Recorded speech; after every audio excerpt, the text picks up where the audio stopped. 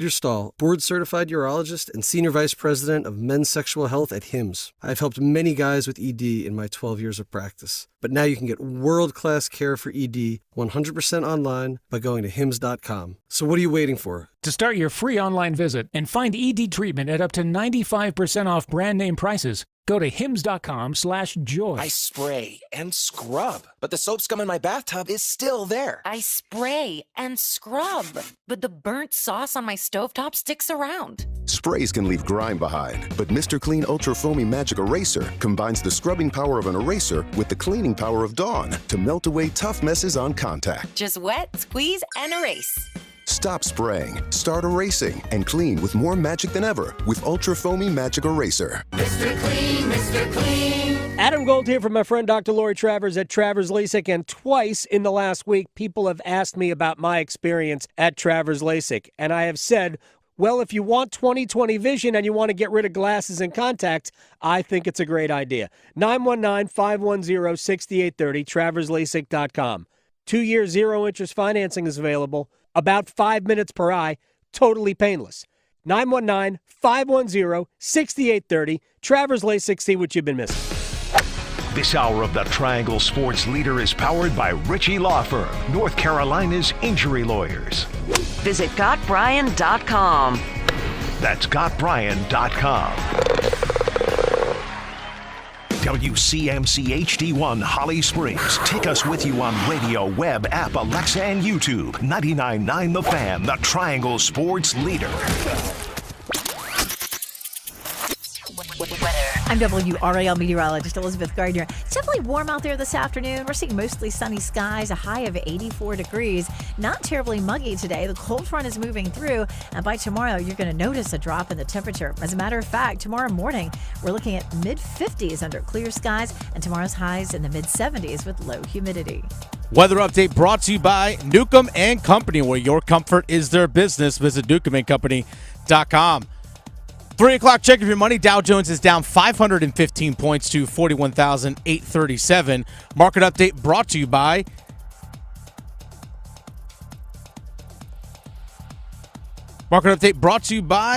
The Good Feet Store. Ready to step into a healthy and active lifestyle? Come to The Good Feet Store and experience the difference.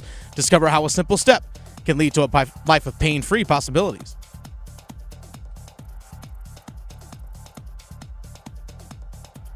This is a handoff. Claiborne contacted, leans in, touchdown, Demon Deacons. Flushed out of the pocket to the right side. Criswell tripped up as he is chased down and brought down, which will end the ball game. From the shotgun, King, quick throw to the right. Steps inside Singleton at the 5. He's into the end zone. Touchdown. Following Kramer over the right side. Touchdown and extracurriculars in the end zone. It's getting heated. And now, a fight is broken out in the end zone. The Drive with Tim Donnelly on 99.9 The Fan. The Drive with Tim Donnelly, 99.9 The Fan. I'm Tim Donnelly, Dennis Cox producing the show. It is a Monday. Soundoff at 3:30. We'll be opening the phone lines for the football fans in the area to get a lot off their chest, to vent. And I don't know if you need it, but just in case you do, I'm allowing anger. You are right to feel anger. I would hope. You are correct to feel anger. This is not one of those situations where you have to be the cool fan. I don't overreact on a Monday. I give it context. It's not as bad as you'd think. You have the right to be angry. And the funniest part about the conversation that we just started is I haven't yet said what fans of what team I'm talking about yet, because it applies to them all. If you are a Panthers fan, you should be angry that they lost the Bears game. If you're an NC State fan, you should be angry that you lost a 10-point lead in the fourth quarter to Wake. If you are UNC and you're a Tar Heel fan, you should be angry that your team finally played a normal game and still got pushed around. And if you're a Duke fan, you should be angry that your undefeated season came to an end with another team doing you better than you can do. You got out-duked by Georgia Tech. You should be angry. This is not one of those, the coach in the post game. We're going to watch the film, and I think we're going to see it's one or two plays. It is enough that you should show some fury. We'll start with the Panthers. Just because it didn't look close doesn't mean that game had to be that way. Just because it didn't look close doesn't mean that if you play that 100 times, that's how it's going to happen 99 out of 100. The offense still can't connect on deep balls. The Panthers ran the ball decent. Chuba Hubbard did a good job. The offensive line, especially when they were healthy, opened up some holes. Mm-hmm. The issue is the pass offense can't get the ball downfield. I'm going to give you a stat here that made me furious. Bryce Young this year averaged 4.81 yards per attempt. 4.81 yards per attempt was enough to bench the number 1 overall pick 2 games into the season. Andy Dalton in Week 5 versus Chicago, 4.85 yards per attempt. 4.81 to 4.85. Dave Canales, their head coach, thinks they got beat in every critical area. That's what he said earlier today to the media. The third down story in there kind of gets,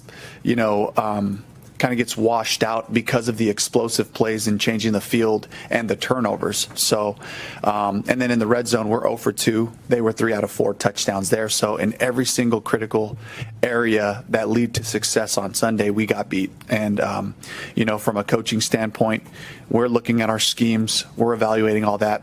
The players, they want to get their execution right. They want to work on the fundamentals of our principles and our calls. Yeah, I agree. Everything should be looked at. Quite a bit of mirror gazing for you, Dave Canales. Oh, yeah. NC State, let's go there next. 10-point lead in the fourth quarter. There is no excuse. There's no excuse. And Wake Forest, by the way, has, I believe, a pretty decent offense, but they are very good at passing the ball. Even they looked at you and said, oh, we can push you around. Coming into the game, Wake Forest was top 5 in the ACC in passing yards, bottom 5 in the ACC in rushing yards. Guess what they did to push you around once they fell behind in the fourth quarter? Run the ball. So that's a team whose strength is not running. Looked at your defense and said, yeah, I don't know why we're messing around with this whole passing thing. Let's just run the football. Same on the opposite side. They stopped the run. NC State should never get out-trenched, should not be beaten both trenches by Wake Forest. You have the right to be angry. You should be angry. UNC. By the way, we'll come back to NC State quickly here next segment, so don't think I'm breezing by. There's plenty of time for the Wolfpack. Oh, there's a lot of time. For UNC, this was the most normal game of UNC season. That's what I've been craving.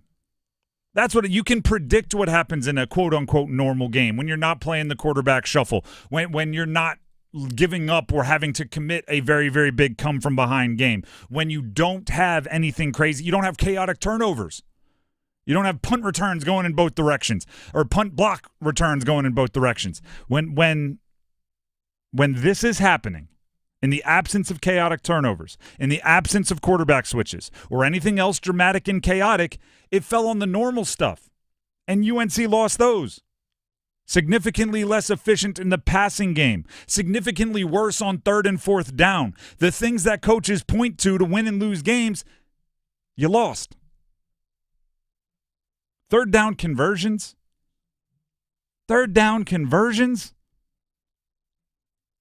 You're going to allow Pitt to go, 9 of 14 on third down? 9 of 16 on third downs, but one of them they converted on fourth. They went 1 for 1 on fourth down. Meanwhile, you go 5 of 15 on third down, 2 of 6 on fourth down.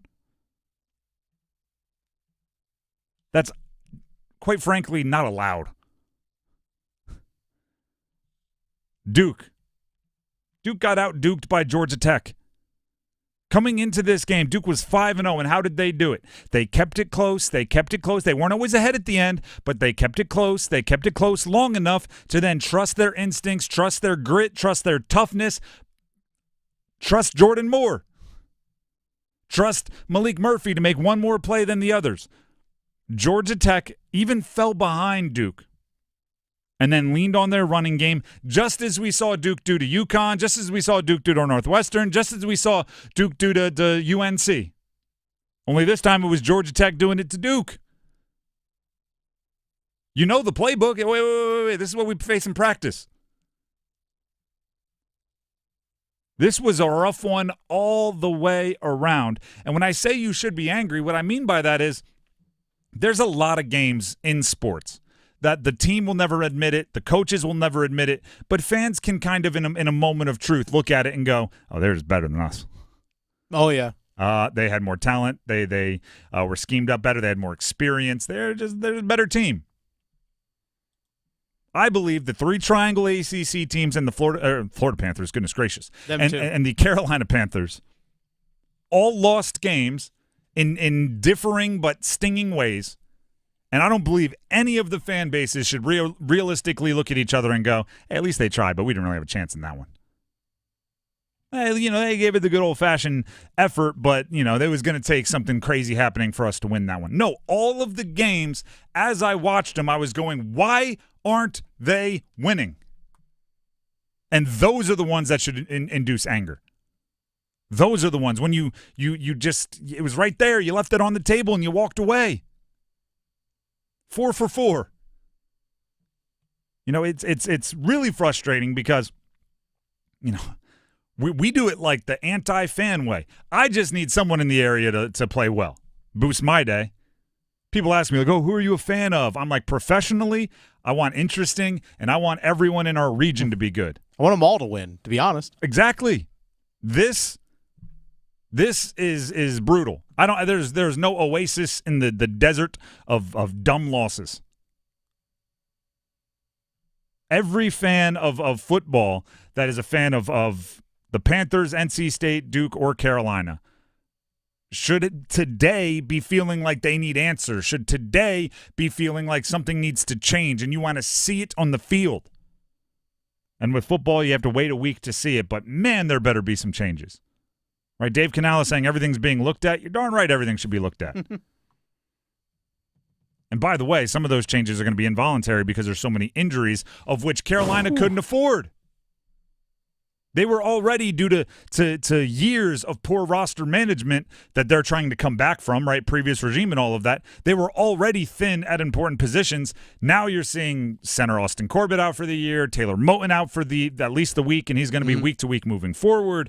You're going to see Clowney and Leggett are kind of day to day with dealing with shoulder stuff. Tommy Tremble concussion protocol. They couldn't afford. They weren't playing good football with everybody. Yeah, it's the right time to be angry, and that's why we're going to open up the phone lines. Monday Soundoff at 3:30. We're about 19 minutes away, so bookmark the phone number. It's not open now, but the Heaster Automotive Group hotline will be open at 3:30, 919-860-5326. Bookmark the number now, and we'll open it up at 3:30. YouTube comments are always live, always running. Always open. Forest City Kitty said, I have no hope in the Panthers. That was one of the most embarrassing losses in the history of the team. Ryan also said, wish the season didn't have to be this long for the Panthers. Just ready to move on. Don't see any more wins and see don't any see players. Any more? Yeah, don't see any more wins. And so many players are going to leave during off season.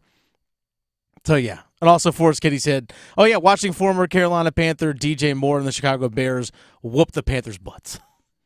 And I was just talking with someone off air, and this was just during the commercial break, right before the show. Go back and watch DJ Moore's first touchdown, the crossing route that he ran into the right corner. Yep. Ask yourself if you're okay with J.C. Horn's effort. Just go watch it. J.C. Horn chasing the play, maybe not even like forcing an incompletion, but maybe pushing him out of bounds or getting a tackle before he hit the end zone. Just tell me if you're okay with J.C. Horn's effort. He's supposed to be a superstar. Right? You could even the Allen Iverson practice rant. We talk about practice. No, I'm talking about a game, J.C. Horn, and you're supposed to be a franchise player out there in a game which you put your body on the line for. Ask yourself if you're okay with that effort, and that wasn't late in the game when it was already put away. and then tell me if you're getting angry. The Drive with Tim Donnelly, 99.9 The Fan. We will jump to NC State losing to Wake at home with a double-digit fourth-quarter lead. Speaking of things that should make you angry, that's coming up next. Stick around. Football is on the menu tonight. Showtime, prime time. And we're dishing up a clash of conferences. Hot dog, man. It's New Orleans and Kansas City. Dominate on 3, 1, 2, 3, dominate. Pregame starts at 7:30. Kickoff at 8:15. Put up or shut up time. The NFL on 99.9 The Fan is brought to you by Wake Med. Here we go. 99.9 The Fan, the Triangle Sports Leader. Monday night, you gotta feel it. At Uline, they know going the extra mile takes hard work. For companies pushing to go further, Uline will go the distance with you. 24/7, they answer the phone to get you the shipping and industrial supplies you need. Business can move fast. Unexpected large orders, adverse weather, new safety guidelines, and changing economic trends. Uline works hard keeping 41,000 items ready to ship, minimizing detours on your way to the extra mile. Visit uline.com. I'm Kamala Harris, candidate for president, and I approve this message. So many of you have told me about your plans for the future. Starting a business, buying a home, retiring near your grandchildren. But prices are too high. So let me tell you what I will do about it as president. I will take on price gouging. I will lower the cost of healthcare insurance. We cap the cost of insulin at $35 a month for seniors. I'm running to do that for everyone. And I will provide new down payment assistance to first-time home buyers and tax benefits to people who want to start their own business. Donald Trump, well, he wants to give more tax breaks to the wealthy, whereas I will cut taxes for the middle class instead. Because I know working people want to do more than just get by. You want to get ahead, and that's the future you deserve. And that is what I will focus on every day as your president. Paid for by Harris for President.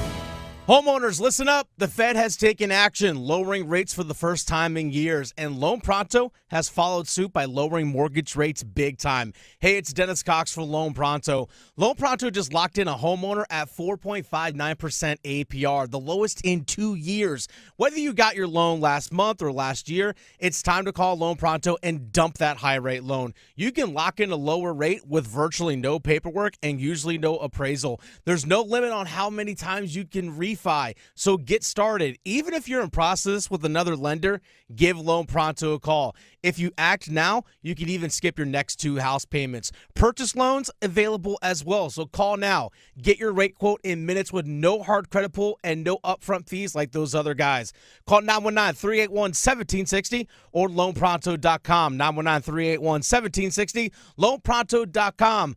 Equal housing lender, NMLS 1661781, on approved credit, NMLSconsumeraccess.org. Here's Megan with Parkway Sleep Centers. Are sleepless nights affecting your life? Parkway Sleep Health Centers can help. We've treated sleep disorders in the Triangle and beyond for over 20 years. We offer sleep studies, office visits, CPAP machines, supplies, and more. And our streamlined process allows us to see you sooner and usually saves hundreds of dollars. End sleep problems. Live your best life. Experience the Parkway Sleep difference. Visit parkwaysleep.com and start your journey to better sleep today. Parkway Sleep Health Centers. Sound sleep. Sound health.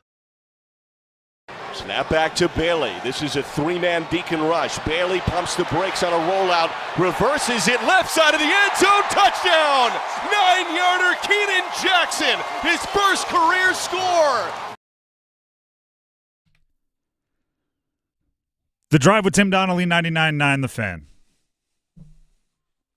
As we continue our tour around the suspect football across the state of North Carolina over the weekend, next up is the NC State Wolfpack.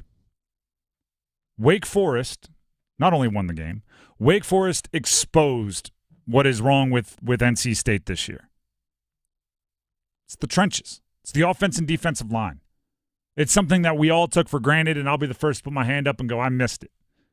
Part of me, I believe, was Maybe trusting the coaching staff that if you're spending all of this offseason energy on wide receivers and running backs and quarterbacks and defensive backs and tight ends, that you must have been content, you must have been pleased, you must have been expecting good things from your offense and defensive lines as they stood, or else you would have spent surely some of that money, some of that resource, some of that NIL on the offense and defensive lines. And the fact that they didn't, I guess it's like taking their word for it that they must have been okay. They're getting pushed around. First of all, we should have said this at the beginning, the Grayson McCall injury, that hit, his history with those types of situations is extremely scary. If you didn't see it, Grayson McCall, who dealt with a concussion last year, had missed the past couple of games with an injury. Kind of a surprise start. I was not expecting him to play in this game. Running, had a 9-yard run. Took on 3 defenders head on. Helmet pops off. He's on the ground. Scary situation. Parents there. They looked very, very afraid, as they should. Luckily, Grayson McCall, the report since then, by the way, he's the starting quarterback at the beginning of the year for State. We have heard that he's out of the hospital. Scans are positive. So, very thankful, very grateful for all of that. From a football perspective, I would get the urge to blame that, to say we just watched one of our leaders, one of our captains, one of our quarterbacks get into a very scary situation, get on the stretcher, be pulled out, all of it. And in some ways I would grant you the grace of saying, if you just saw your buddy, your friend, somebody you trust and are very close with go through that, it'd be tough. But you took a 10-point lead in the fourth quarter well after that play. That play, you could argue, was a 14-point swing, and you battled your way back to take a 10-point fourth-quarter lead. Then you lost it. That's the part that becomes inexcusable. And also, C.J. Bailey didn't play bad after Grayson McCall left with the injury. Had a pretty decent day. So it's very hard to blame that, other than saying you never want to see it. And it's because I believe about halfway through that second half, Wake Forest looked around and said, why are we playing around? We can push this team around. After NC State took a 10-point fourth-quarter lead. This is in the fourth quarter, mind you. This is the next series for Wake. I'll read you the results of the plays, and then I'll break down why I'm doing that. 2-yard run for the running back. 6-yard run for the running back. 5-yard run with a running back. A pass play. Sack, fumble, recovered by Wake, so they keep the ball, but a 2-yard loss. Next play, incomplete pass, roughing the passer. First down for Wake. Incomplete pass, 1-yard run with the running back, 16-yard run with the quarterback, 32-yard run for a touchdown with the running back. That's the play. That's the drive that takes it from a 10-point game to a 3-point game. That's the drive that takes it from State not only is ahead, they have a 2-score lead, they have a cushion, and you like your chances quite a bit, to a 3-point game. And a 3-point game, it's not a coin flip, but it's definitely up for grabs. That's the drive. On run plays, they had 62 yards with no negative plays. On pass plays, they had 13 yards with 15 yards coming by way of penalty. Yes, 13, the total you had on pass plays, was less than the amount you got on one roughing the passer. Wake came into the game top 5 in passing yards in the ACC, bottom 5 in rushing yards in the ACC per game. They threw for the thing they were good at, the thing they had leaned on in other games. They threw for 154 yards on 4.8 yards per attempt. They ran for 161 yards on 5.2 yards per attempt. They ran for more yards per play when they chose to run it than they did on pass attempts. That's how you take over late in a game. That's how you take over when players get tired. That's how you recognize, we need to stop trying to finesse this bad boy and start punching him in the face. Dave Doran on Wake Forest taking over late in the game. Here he is post-game. They made plays and we didn't. Earlier in the game, we were stymieing them on third down. I don't have great eyes right here, but they were 3 of 11 on third down, but they were 3 of 3 on fourth. And so those conversions were the difference. They were able to stay on the field, which flipped the time of possession, in those last 11 minutes their way. Yeah. Flipping time of possession. How do you do that? You run the ball. Picking up fourth downs. I mean, it's the bully thing. If you're Dave Doran, by the way, what is Dave Doran's identity? We ain't going to get bullied, right?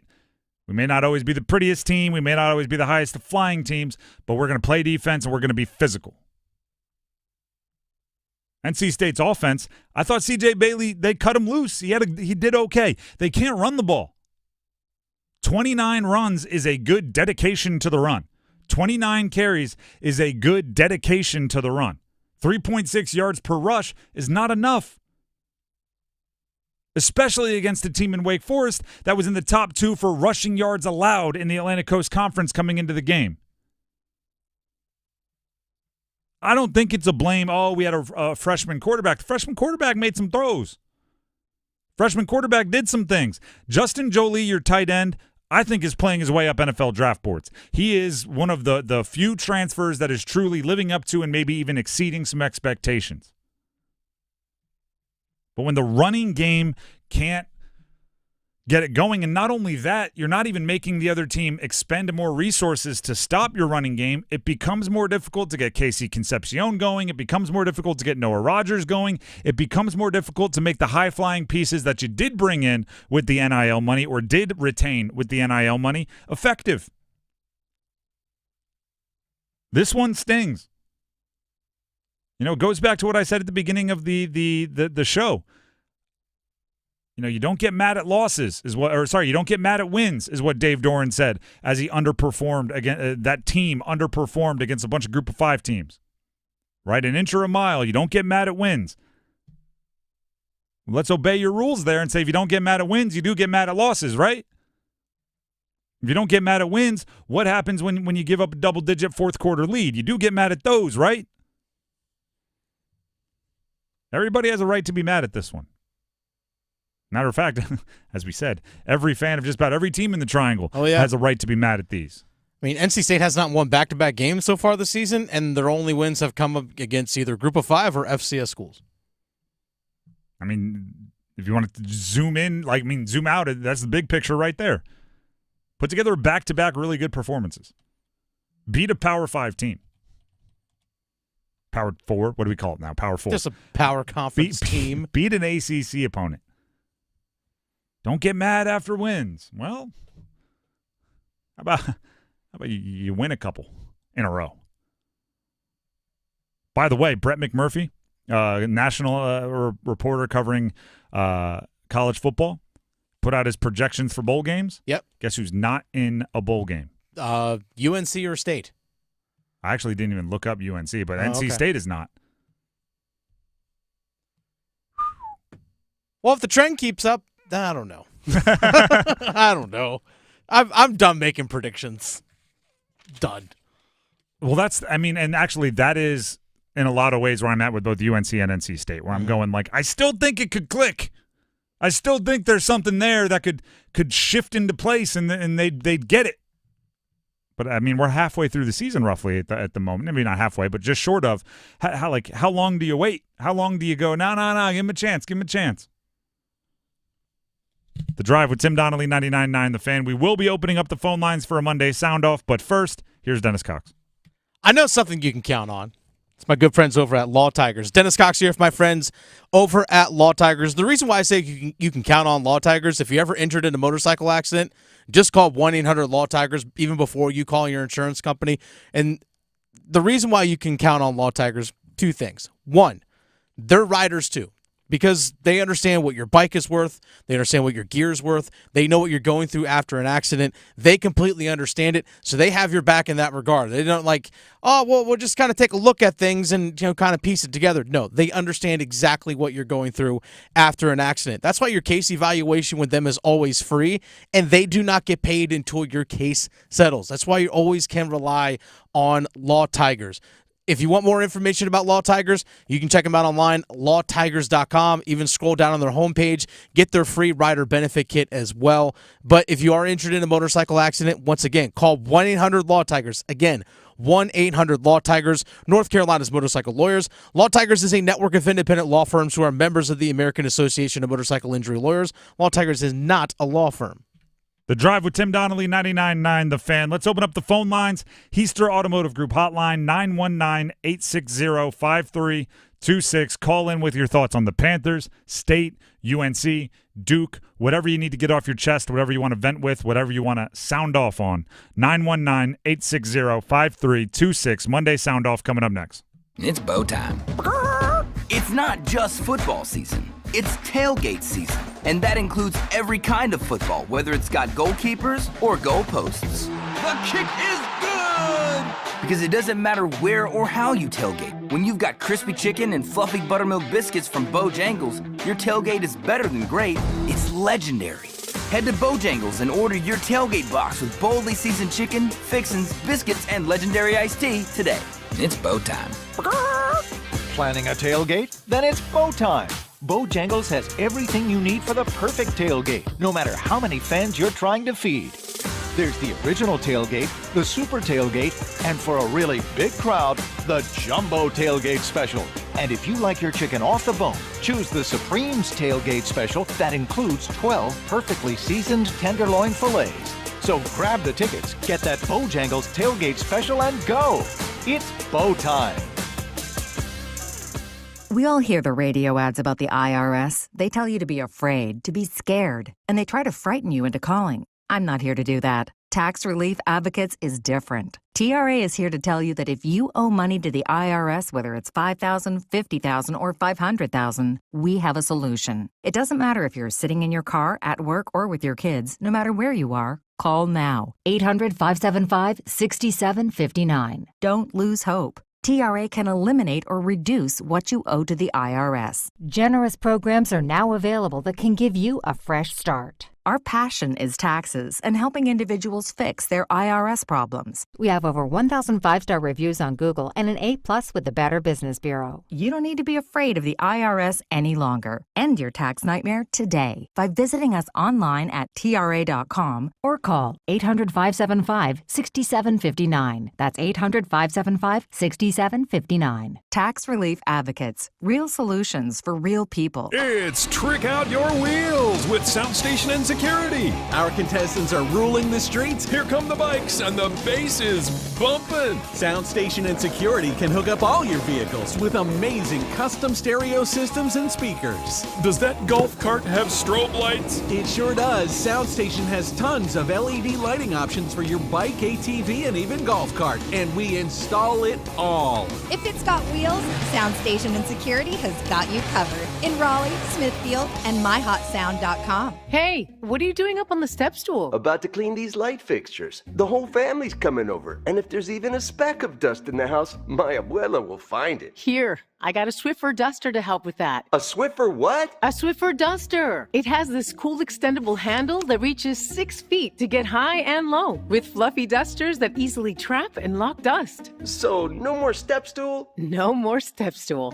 Easily trap and lock dust from hard-to-reach places with the Swiffer duster. Love it or your money back. Hey, North Carolina sports fans, feel the rush of football action with BetMGM. We're giving you an odds boost for any pro football wager this season. I'm Victoria Vodnecker here for BetMGM, and you just need to log into your BetMGM account today to receive an odds boost token. Then wager on any pro football matchup and apply your token. Just make sure to bet up to the minimum stake, odds, and legs specified on the token. If your boosted wager hits, you'll score a bigger payout. No opt-in is required. Just log into your BetMGM sports account and you'll automatically receive your odds boost token. At BetMGM, we're adding more excitement to every gridiron showdown. Run up the score on your next winning pro football wager. Draw up your play for bigger thrills with BetMGM. BetMGM and GameSense remind you to play responsibly. See BetMGM.com for terms. 21 plus only, North Carolina only. Existing customer offer. Subject to eligibility requirements. Rewards issued as unrestricted funds. Gambling problem? Call 877-718-5543 or visit morethanagame.nc.gov.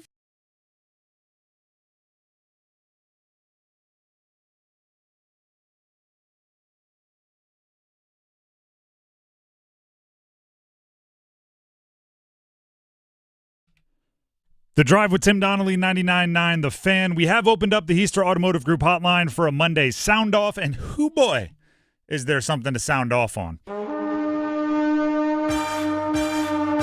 The Heaster Automotive Group hotline is 919-860-5326. Callers already lining up. I do want to emphasize, though, if you are truly, truly bummed out from football, regardless of who you're a fan of, Wednesday, Thursday, we will be live from Charlotte for ACC tip-off. For basketball, baby. Let's go. I saw that joke for darn near every college team in the Triangle. Yeah. Like, don't worry, UNC fans, basketball starting up soon.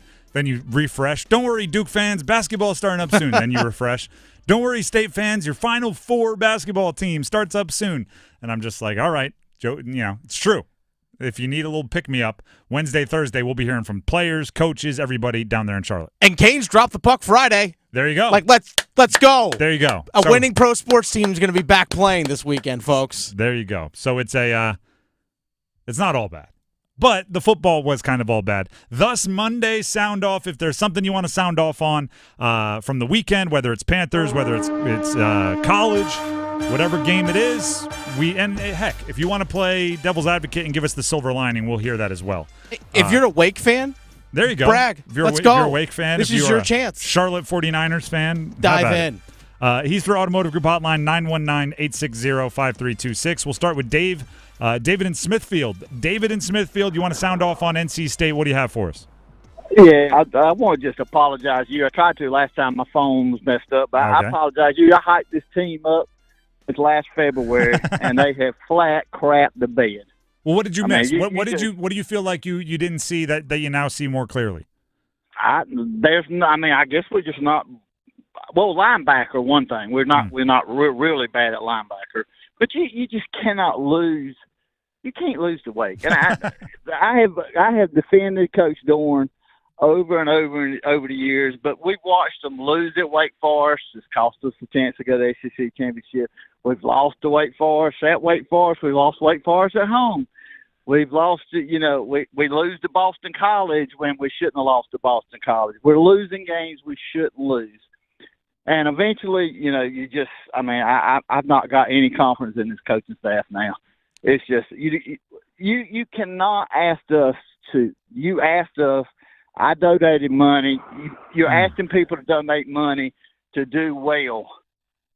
And we did. We stepped up. We're there all the time. Our fans are there if we win or lose, 90% of the time.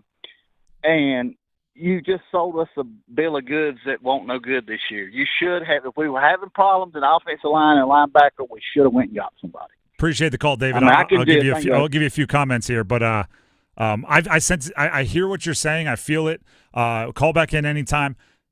I do think the money makes it different in college football. I do think that, hey, you're going to ask us for money. It's different now. It used to be, darn, I'm so mad they're upset. Now it's, you expect me to keep giving money. Like I'm now like part of this. You asked me to be a part of this. I gave money and you transferred it to the players, NIL collective, and you picked the wrong ones. It's going to be brutal. The other thing I'll say is linebackers. I think what we're learning, and we knew it, but we're learning more for State, Peyton Wilson covered up a lot of holes.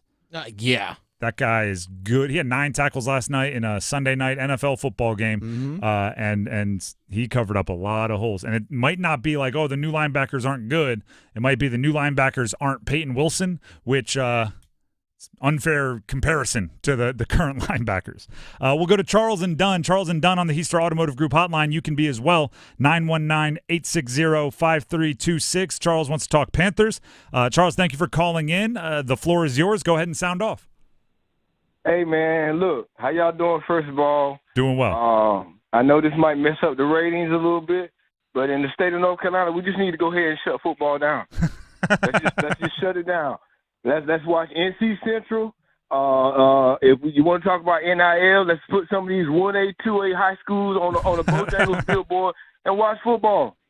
But right now, what we're seeing out there in Charlotte, oh, man, that's terrible. Yep. That's terrible. The J.C. Horn that Adam Gold shed a little light on too earlier, and I think you said something else about it. The first touchdown, DJ Moore, man, that was a homeboy pickup, man. Go ahead and score your TD, man. We were roommates last year or the year before. But that's not football. That's not football, man. Let's go ahead and shed the light on some of those high school teams in Charlotte. Let's get some of these rural high school teams that deserve some credit. But the college situation, let's shut it down. Pros, let's shut it down. I'm with you, Charles. Appreciate the call. For those of you that don't know, and Charles, thank you. Go watch DJ Moore's first touchdown, the crossing route. Adam Gold pointed it out, as Charles mentioned. We mentioned it earlier as well. J.C. Horn's effort on that play, chasing DJ Moore, not great. And I actually, he brought up like, oh, that's because they're buddies, and DJ Moore and J.C. Horn were friends when they were both in Carolina. Here's what I got to say about that. I think that makes it worse. If I'm playing against my buddy, if I'm playing against somebody I know, it's not like a, hey, let me help you get yours, especially not when the game's competitive early on. It's like a, hey, I know this is going to be talked about in the group chat for the next 12 months. I'm going to make sure I get mine against you. I thought JC, it looked like he thought that like he was going to pass it off to somebody else, but clearly wasn't on the same page, but he did not trail the play with any effort. It was once the catch was made. Sprint, you might push him out at the 1. You never know. Might be a 4-point play. All right, it's a miscommunication. And you saw it for J.C. Horn as well.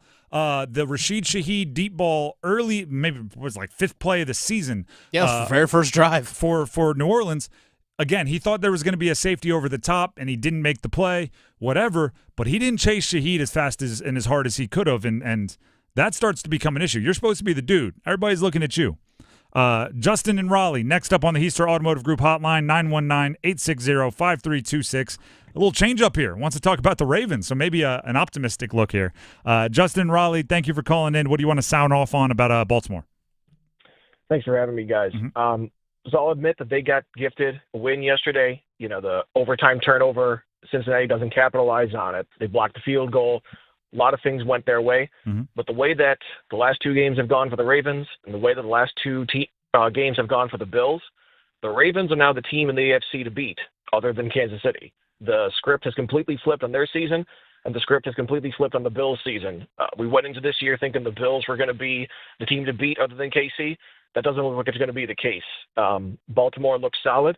Didn't exactly play the best game, but they look like they got the pieces there. Tell me I'm wrong. Are the Ravens the other team to beat in the AFC? No, I don't think you're wrong at all. And matter of fact, if you go back and listen to our show before the season, the Ravens were my pick to win the Super Bowl. So I'm with you on that. I think they're the most complete team. I think Derrick Henry takes some of the playmaking weight off of Lamar Jackson in the run game. I think they're really, really good. What I will give you is I didn't expect Buffalo to look the way they have the last 2 weeks. Josh Allen going 9 for 31 is that's a wild card I did not see coming. So even if I saw maybe the Ravens being a good team, I did not see the Bills the last 2 weeks turning the way they did. Yeah, but I mean, as a Ravens fan, love it. Wife's a Bills fan. We were at Buffalo Brothers yesterday. It was tough to watch. Bills are looking like the 2008 Bills, not the 2024 Bills. I appreciate it. Once again, that's Justin in Raleigh. Thank you for calling in. You can call in as well, 919-860-5326. The one thing I will say there is the 2008 Bills did not have Josh Allen. Josh Allen is – you got something, even if it's not the best in the world. You got something. Kelly in Raleigh wants to talk NC State here on a Monday Soundoff. I want to let's talk Wolfpack. We got the positive out of the way with the Ravens. Let's get back to the misery loves company. Kelly, thank you for calling in. What do you want to say about NC State? Hey, the only thing we need to do at NC State is put KC in the running back position. You can get in the ball at least 10 to 15 times a game. He hits the hole better than all of our other running backs. He'll create space for the wide receivers. They will be able to separate better than they are now. You're going to have to guard him pull a nickel in versus having an extra linebacker in there to stuff the run. That's all we need to do. We'll be fine. Appreciate the call, Kelly. Getting a little schematic with it. I do think at some point, and you saw this last year, NC State is going to have to go full gimmick with the run game.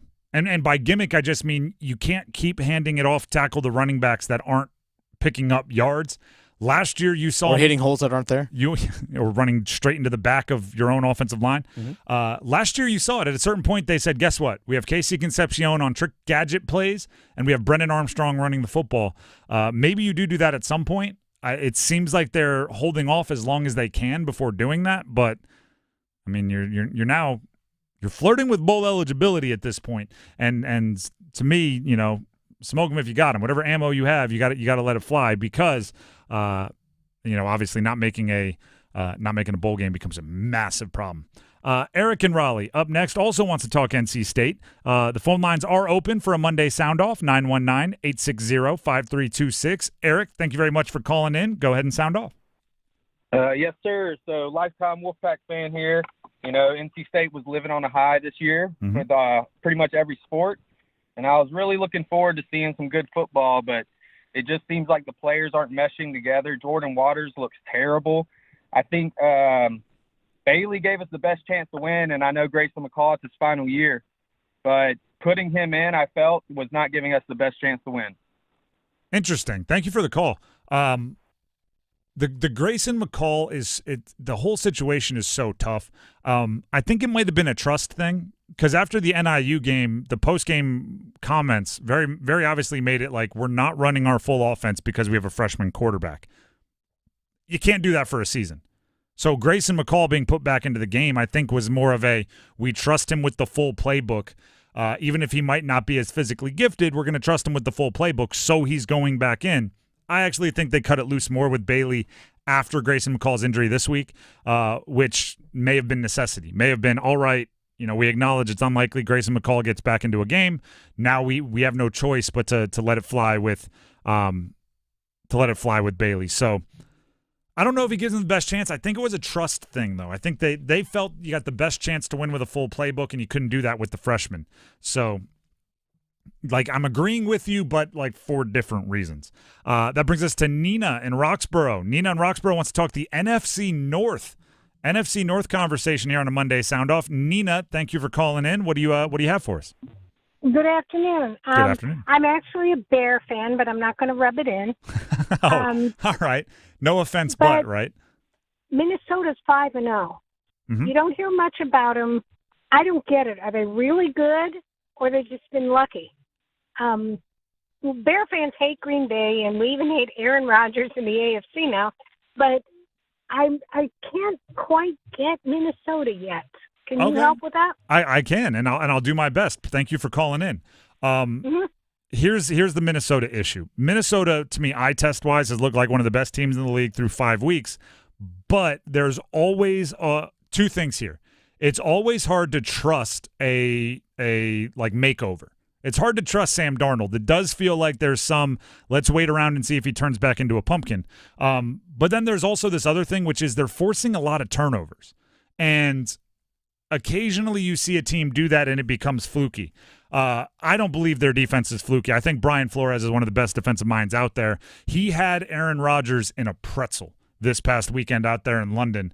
Was not seeing the pressure, was not seeing the defense. I think Minnesota's real with the caveat that if Sam Darnold turned back into a pumpkin, I wouldn't be tremendously surprised.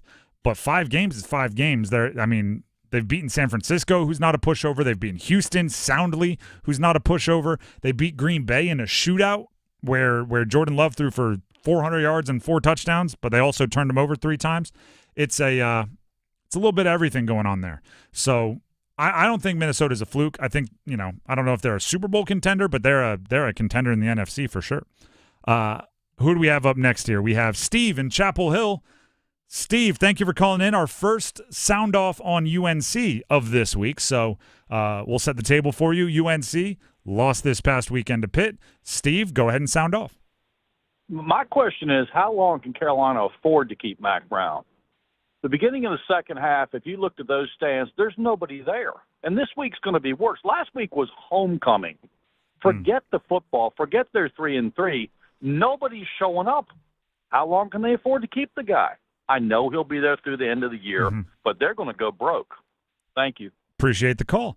I don't even know. You can pick your reason. It's the writing on the wall is getting brighter and brighter and more graffiti, crazy letters and more, different colors being used. The writing on the wall is becoming more apparent that this is likely the last season for Mac Brown. Yeah. You can pick your reason because the stands aren't full, because the team isn't winning, because He may have hinted in a post game that he was done because they need to get a more fresh offense and like pick your reason. The writing on the wall is becoming louder and louder. When I went to the game, that's the home opener against Charlotte, and this is right after they beat Minnesota. I was like, okay, game 2, they beat Minnesota on the road, and I was like, man, the stands are half full. And it was a beautiful Saturday. I'm like, that was kind of like a little bit of a red flag to me. I'm like, okay, I know you're playing Charlotte, but it's your home opener.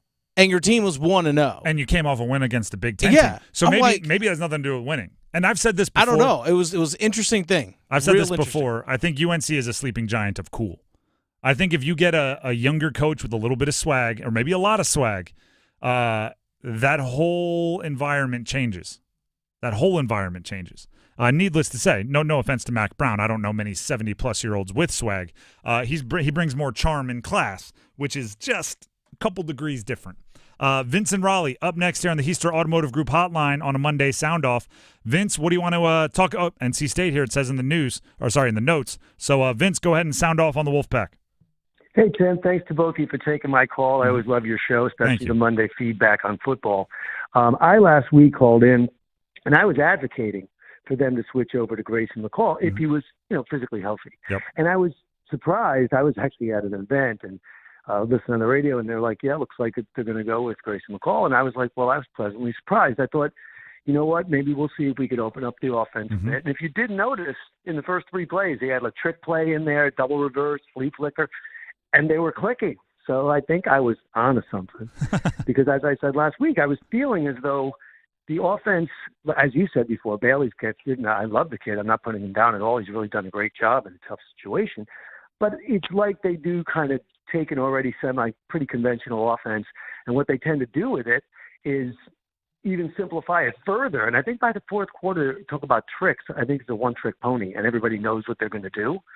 And they end up even throwing a Concepcion in the backfield, and they're just lined up for the run. And guess what? 2 3-and-outs in the fourth quarter, and that led to 2 touchdowns.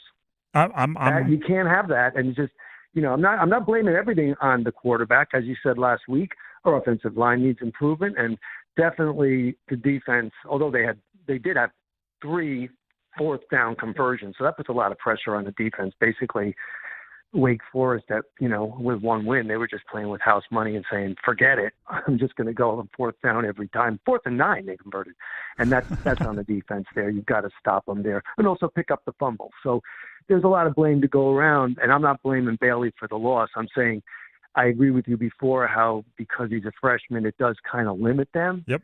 And I think that what basically happens there is that by the middle of the second half, unless it's against Clemson's third-string defense, it just like the offense just peters out to nothing, and it's very painful. Almost cost them against NIU. They couldn't do anything in the fourth quarter, and NIU had a Hail Mary chance to win. All right, Vince, I don't want to cut you off. We just have a lot of callers on the line here.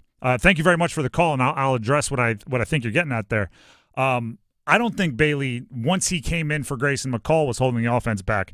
I think there were times where they finally cut it loose. The issue was, you bring up the 2 drives in the fourth quarter. If I'm remembering correctly here, there was only 1 drive that started in the fourth quarter, and it was the punt. But other than that, it was the touchdown drive that crossed over from the 3rd to the 4th, and then he got it with whatever it was, 18 seconds left, and threw the interception. But Wake Forest held the ball for like 12 minutes of the fourth quarter, and there's really not that many minutes in a quarter. So to me, there are other things you deal with before the quarterback. I think Grayson McCall was playing well, but it's obvious that he has something that makes his availability just not dependable. Let's try to run through these quickly here before the top of the hour.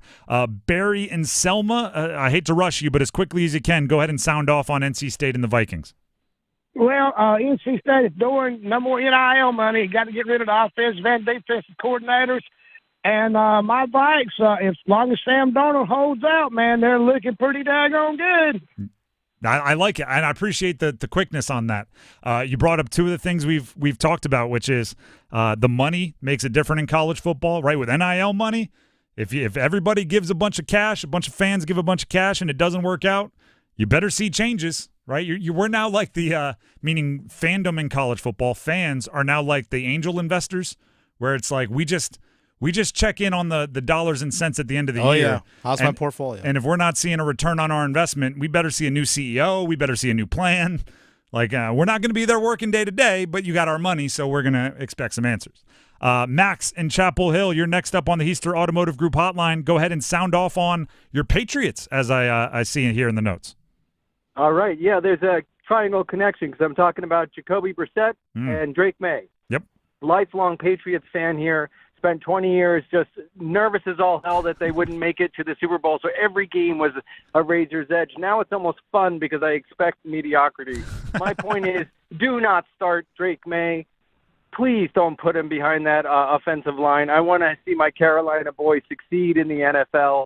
So my sounding off is just be patient. This team sucks. Enjoy watching it and laughing and hoping you might pull out a victory. But please, let Jacoby Brissett. I love him too. I'm sorry he's getting beaten up, but I'd rather have him beaten up as a veteran than Drake May destroyed as a first-year player. So there's the connection. New England, Carolina, and NC State in one call. Appreciate the call. I do think it's hilarious. He's like, don't put him in there. He's going to get hurt. He's going to get beat up. I like Jacoby, but, man, he's just going to have to be a punching bag for a little bit here. We're just going to leave him in there. Last one before the top of the hour, Charles in Youngsville.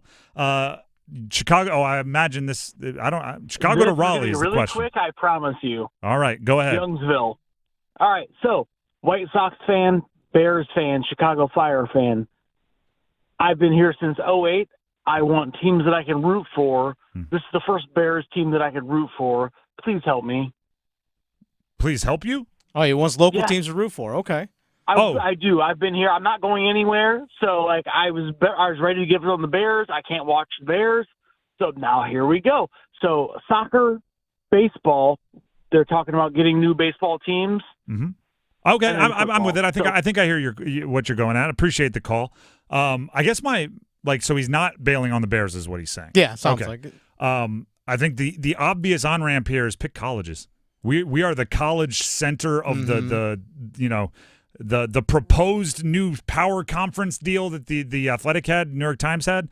There's the West, the Southeast, and the Carolinas. Like you're right here. Try college basketball first and see what suits you. But for soccer, North Carolina Courage, NC Courage, going to be back in the playoffs once again. North Carolina Courage are pretty darn awesome. Yeah, they've won multiple championships. There's Courage for sure. Get involved in the Canes. You want a winning team locally? Get involved in the Carolina Hurricanes. There's one for you. Yeah, basically everything other than football would be an awesome on-ramp to being a fan in North Carolina right now. Football's a little tough. Tough. I'd say stick with your Bears. But, at least got Caleb Williams. By the way, you're welcome. The Drive with Tim Donnelly, 99.9 The Fan. We'll get to our ladder challenge later today. We wanted to make sure we got as many callers as we could into that little section there. In the meantime, though, Tim Donnelly here for Window Nation. Window Nation has once again a buy 2 windows, get 2 free deal going on for the rest of this month, which means there's no limit. You buy 2 windows, you get 2 free. You buy 2 windows, you get 2 free, on and on and on and on, which is awesome for those of you with gigantic houses, but it's also awesome for those of us that have normal-sized houses because you won't even believe how much money even in a normal-sized house or a townhome or whatever house you have, you won't believe how much of your energy bill is escaping out your windows if you have old and deteriorating materials. We're talking the sealants, the caulking, maybe the vinyl or wood is deteriorating, and you might just be paying to air condition or heat all of the outside. Have Window Nation come in. Justin came into my house gave us the demonstration. They can show you with heat lamps, and you can put your hand here and put your hand on the other side of this glass, and you'll literally feel how they can help you keep your energy bill lower. So give them a call at 866-90-NATION or visit them online at windownation.com. Once again, that is windownation.com. Be sure to check them out and be sure to let them know you heard about it right here on 99.9 The Fan. We have football at 4 coming up next. We're focusing on the Panthers offense. Dave Canales, Andy Dalton, you've got some explaining to do. Stick around. Move your sports day forward. Be mentally prepared for whatever it is, as Dave Canales said, but ultimately, they gave up 36. And at the end of that game, Inside of 5 minutes, frustration's boiled over. That's reminding yourself that, crap, we're right back where we started again in weeks 1 and week 2. Maybe it wasn't all just about the quarterback. Maybe that wasn't the whole play at all. Get set up. Join Next Up with Paul Ihander. Mornings at 9 on 99.9 The Fan, the Triangle Sports Leader. Connection, opportunity, possibility. It's what we all want. Spectrum has built a world where anything is possible, with products and services designed to work better together for a seamless connectivity experience. A connection to family and friends, a connection to education, and a connection to new opportunities. So there's no limit to how big we can dream. That's Life Unlimited. That's Spectrum. Looking for a powerhouse truck with an unbeatable deal? At Wilkinson Chevrolet Cadillac Buick GMC in Sanford, we've got just what you need. Right now, get the 2024 Chevy Silverado 2500 with 3.9% interest for 60 months. Plus, defer your payments for 90 days. That's no payments for 3 months. Plus, get an exclusive $5,500 Wilkinson discount. This is your chance to save big on the heavy-duty truck built to handle it all. Hurry to Wilkinson Chevrolet Cadillac Buick GMC in Sanford or visit us online at wilkinsoncars.com. Hey, John, why so glum? I just got let go. The company's downsizing. This is the 3rd time in the last 2 years. I'm done with this. Have you thought about My Computer Career? I've heard they can train you for a career in IT in just a few months, including cybersecurity and the basics of AI. And you don't need prior training or experience. Now that's a recession-resistant career. Wow, thanks. I'll check them out. Go to mycomputercareer.edu and take the free career evaluation. mycomputercareer.edu. Financial aid is available for qualified students, including the GI Bill. Homeowners, listen up. The Fed has taken action, lowering rates for the first time in years, and Loan Pronto has followed suit by lowering mortgage rates big time. Hey, it's Dennis Cox. That means this is the best chance in 2 years to do a cash-out refi and unlock all that equity at an amazing rate. Loan Pronto has fixed loans under 5% APR, the lowest in 2 years. You can get a fast refi and get $50, $75, even $100,000 in cash. Use it to pay off all your credit cards, personal loans, car loans. You'll end up with one payment each month, and for most homeowners, they save over $850 every month. And if you want to keep your original mortgage intact, ask about the Loan Pronto Express Equity Line of Credit. If you act now, you could even skip your next 2 house payments. Call now. Get your rate quote in minutes with no hard credit pull and no upfront fees like those other guys. Call 919-381-1760 or loanpronto.com. 919-381-1760, loanpronto.com.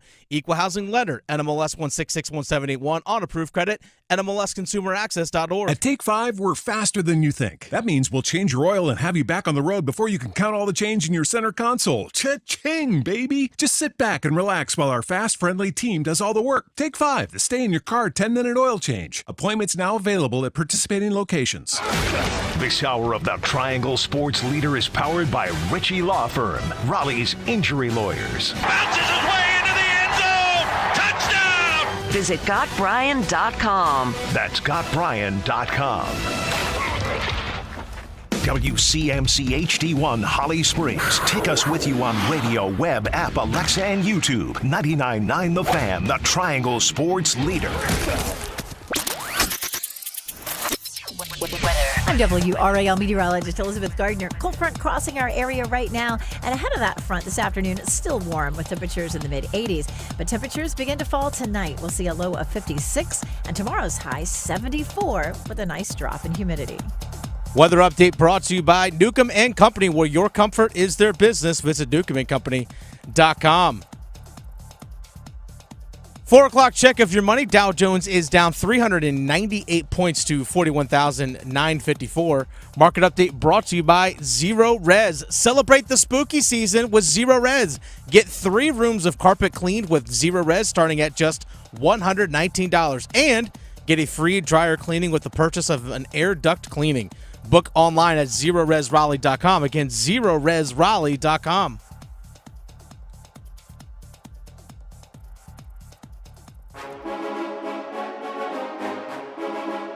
Let's move the chains. Time for football at 4.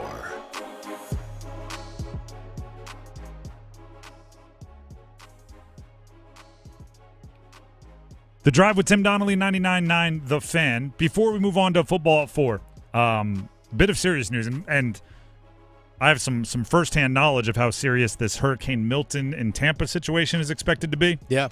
My brother and my sister-in-law packed the kids up in the car, put plywood over the windows. They're driving to my parents' house.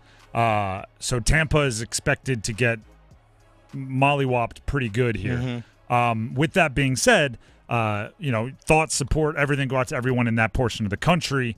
It does seem like they're getting smacked around a good bit here, and you hope everyone's okay and everyone's prepared.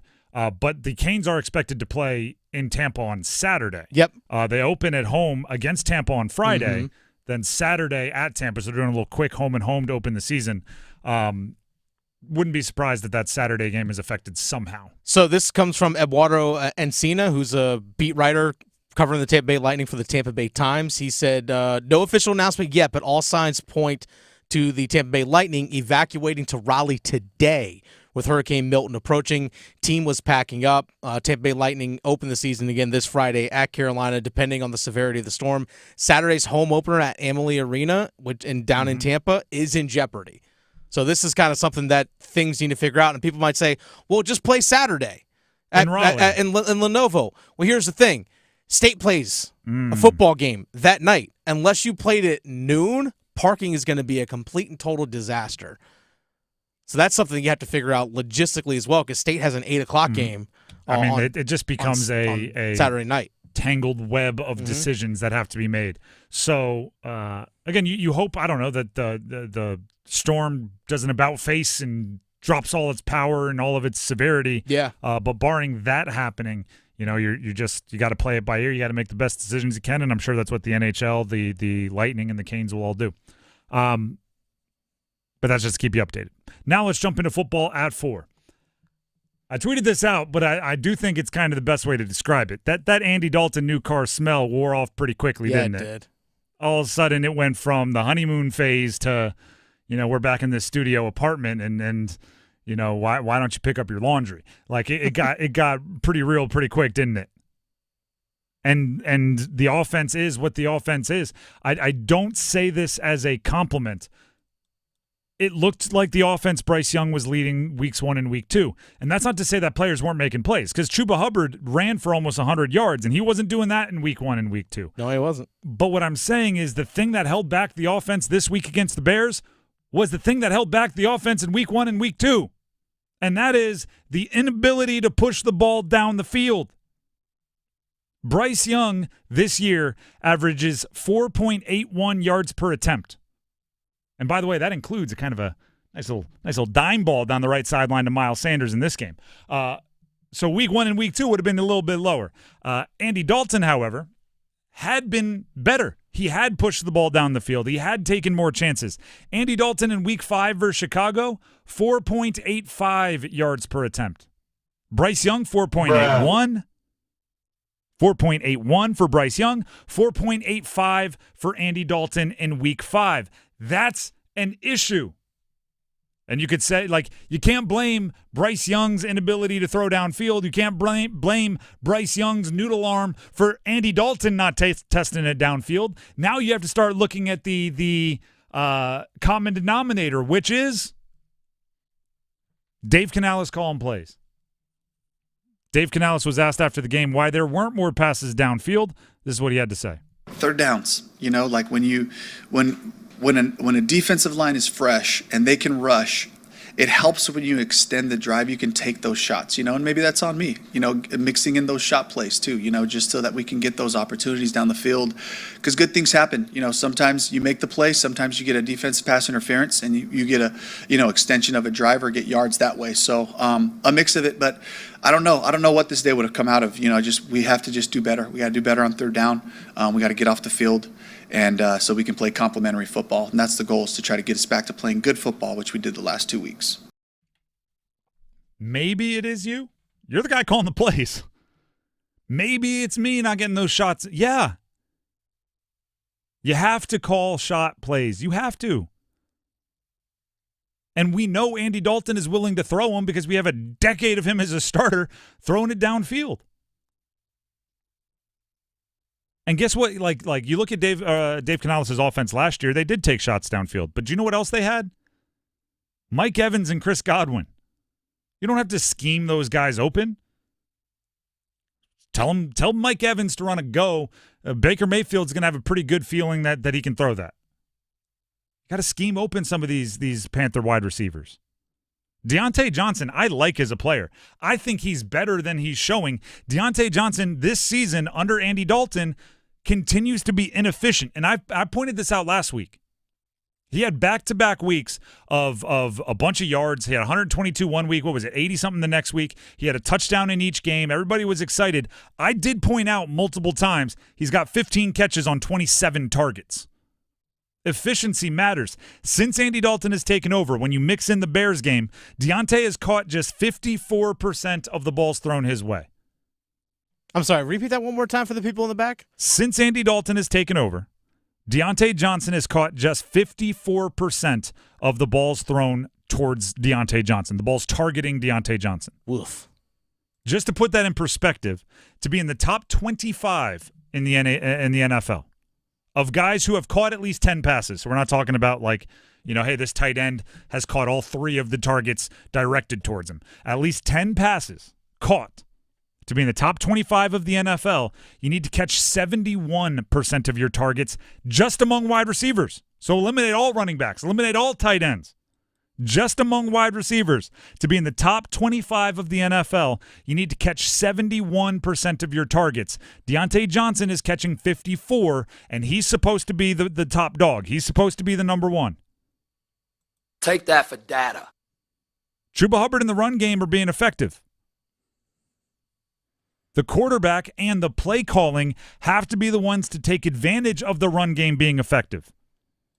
Once you get a defense respecting the run, beautiful. Chuba Hubbard's never going to – actually, I love a 38-yard touchdown run, which he did not – 38 is now a tying career high. He's popped 38-yarders each of the last two weeks. Dude wasn't even touched on that play. I love long touchdown runs, but the way a running game really, really helps you out when you don't have a home run hitter at running back is it allows your other home run hitters to strike. Chuba Hubbard is a 6 yards, 4 yards, 5 yards, 6 yards, 5 yards, play action, 50-yard touchdown. It's on Andy Dalton and it's on Dave Canales to use that. Again, Dave Canales was talking about the lack of third down success after the game, but this time attributing it to why Chuba Hubbard didn't get more attention and carries. It really was the third downs. It was just a bad day on third down, just didn't allow us to continue in the rhythm. I like trying to mix things. If I just keep running the ball, they're going to play defense that way, but trying to find that mix and rhythm and not extending those drives, really just you get a couple plays, you're punting, trying to find a rhythm. It gets hard. So I would have loved to have made half of those third downs so we could see what this run game could have been today because I thought our guys blocked well, I thought our running backs pressed the hole. But to get into that flow and rhythm of it, we didn't allow ourselves a chance to do that. Do you know what's crazy? Take away the 38-yard touchdown run. Take it away. Chuba Hubbard averaged 5 yards per carry. That's good. That's great. That's really awesome. I'll take that every week. You have to use that. You have to use that. The problem with the offense, and I put a lot of this at Dave Canales and healthy amount on the quarterbacks, the quarterback's always going to get blame, is when you have something working, it never spreads. It's never the pass game is working. Now the run game is going to work. It never becomes infectious, and it has to. That's what a good play caller does. Your running back gets 100 yards, you turn that into an extra 75 yards passing. Passing game gets going. Deontay Johnson needs to be doubled. You need to put a safety over the top. Now we can gash him with the tight end over the middle. Now we can get him with the running back off tackle. Now we can use a pump fake and go. You have to have things that build off of it, and we haven't seen that from Dave Canales. If it's not good in the first quarter, it's not good in the third quarter. The only time we saw that was the Raiders game. And the Raiders game, everything worked like from the jump. Well, yeah. It was. And someone in the Bengals game too. Little bit. What like, to use a pitcher as an example, like if no one's swinging at your curveball, you throw the fastball, right? You throw maybe a changeup. You throw something to get them set up. So now you throw the curve. Oh, look, now it's working. If the pass game isn't working, and it wasn't, you completed 4 yards, whatever it was, whatever that stat I had for you earlier, 4.85 yards per attempt passing. If it's not working, all right, we got to go run the ball. All right, we got to get him on the move. All right, we got to do these things. Now we can use that success to open up the pass. And on top of that, and I don't even know if this applies here, but it feels like it should be mentioned, now you're losing guys left and right to injury. Now you have guys getting ejected at the end of the game. Now you have a bunch of stuff you have to deal with outside of the game that just becomes more frustrating. Austin Corbett, starting center, done for the year. Taylor Moton, starting right tackle, who, by the way, hadn't missed a game in 8 years. Literally 6 years. Yeah, hadn't okay, missed a 6 snap. years. Out this upcoming Sunday. He's week to week. Xavier Leggett, shoulder, he's day-to-day. Jadeveon Clowney, shoulder, he's day-to-day. It only gets tougher from here for the Panthers. The Drive with Tim Donnelly, 99.9 The Fan. We have to get to our podium. It will not be a pretty podium, but we will give out the gold, silver, and bronze anyway to the college football teams here in the state of North Carolina that play in the ACC. Dennis, before we do that, what do you have for us? Hey, Dennis Cox here for my friends over at Law Tigers. We want to talk about, in sports, complimentary, right? You got people that have compliment you for what you do, your successes and your needs, people that compliment each other. Well, as a motorcycle rider, that's where Law Tigers comes in. Law Tigers, they're riders as well. They're on a motorcycle, especially now this time of year when the weather's turning extremely nice. You're going to see a lot more motorcycles out there on the road, and that's what Law Tigers is. They are part of that motorcycle riding community. They're someone that has your back. They're there to compliment you in case you get into an accident. Call 1-800-LAW-TIGERS before you call your insurance company if you're injured in a motorcycle accident. Because like I said, Law Tigers, they're riders too. They know what your bike is worth. They know what your gear is worth. They know what you're going through after an accident. Insurance companies don't care.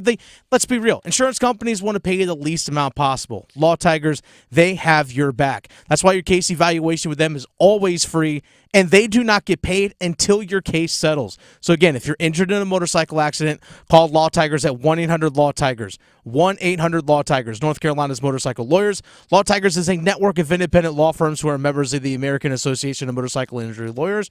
Law Tigers is not a law firm. The Drive with Tim Donnelly, 99.9 The Fan. We'll take a break. When we come back, it's the podium, and it's not going to be pretty. Next. Oh, this is going to be fun, isn't it? Oh, yeah. Wow. Martinuk pulling Barkov away. Pyotr Kochetkov's not afraid to mix it up. Vinny Veazey knocking Natchez to the ice. Oh, here we go. Here we go. Veazey and Kotkaniemi. Chance for the Rangers coming in. Anderson makes a save, and it's kept out by Martinuk. What a save! Martinuk just robbed Lindgren. The season kicks off October 11th on your official home of the Carolina Hurricanes. 99.9 The Fan. It's bow time. It's not just football season. It's tailgate season. And that includes every kind of football, whether it's got goalkeepers or goalposts. The kick is good! Because it doesn't matter where or how you tailgate. When you've got crispy chicken and fluffy buttermilk biscuits from Bojangles, your tailgate is better than great. It's legendary. Head to Bojangles and order your tailgate box with boldly seasoned chicken, fixins, biscuits, and legendary iced tea today. It's bow time. Planning a tailgate? Then it's bow time. Bojangles has everything you need for the perfect tailgate, no matter how many fans you're trying to feed. There's the original tailgate, the super tailgate, and for a really big crowd, the jumbo tailgate special. And if you like your chicken off the bone, choose the Supreme's tailgate special that includes 12 perfectly seasoned tenderloin fillets. So grab the tickets, get that Bojangles tailgate special, and go. It's bow time. Want to score points with your boss? Recruit RoofWorks to your building maintenance team to handle your commercial roofing needs. Hi, this is Holly with RoofWorks.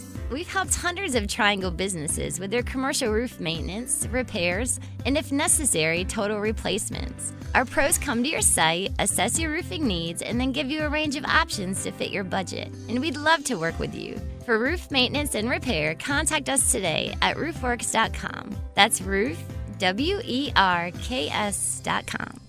If you love to travel, Capital One has a rewards credit card that's perfect for you. With Venture X, earn unlimited double miles on everything you buy. and turn everyday purchases into extraordinary trips. Plus, receive premium travel benefits like access to over 1,300 airport lounges where you just check in and chill out. Open up a world of possibilities with Capital One. What's in your wallet? Terms apply. Lounge access is subject to change. See CapitalOne.com for details. I'm at a smoothie bar asking people if they'd switch smoothies with me for $574. Oh, I'll switch. So what about $574 if you switch your home insurance to Allstate? That's a headache. Nope, it's painless. Oh, so it's easy money. Yep, check Allstate first and you could save hundreds on quality home insurance today. You're in good hands with Allstate. Not available in every state. Based on the national average annual savings for new home insurance customers surveyed in 2023 who switched to Allstate and reported savings. Savings vary.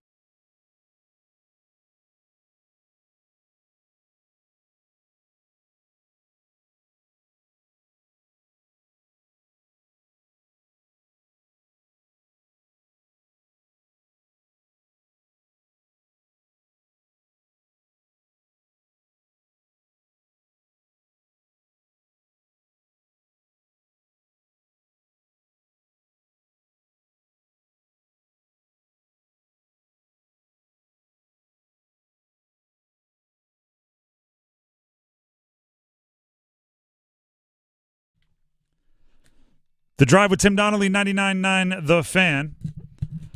Few bits of housekeeping here. I was just informed by our program director, Paul Ihander, who, by the way, also hosts Next Up every weekday, 9 o'clock here on 99.9 The Fan.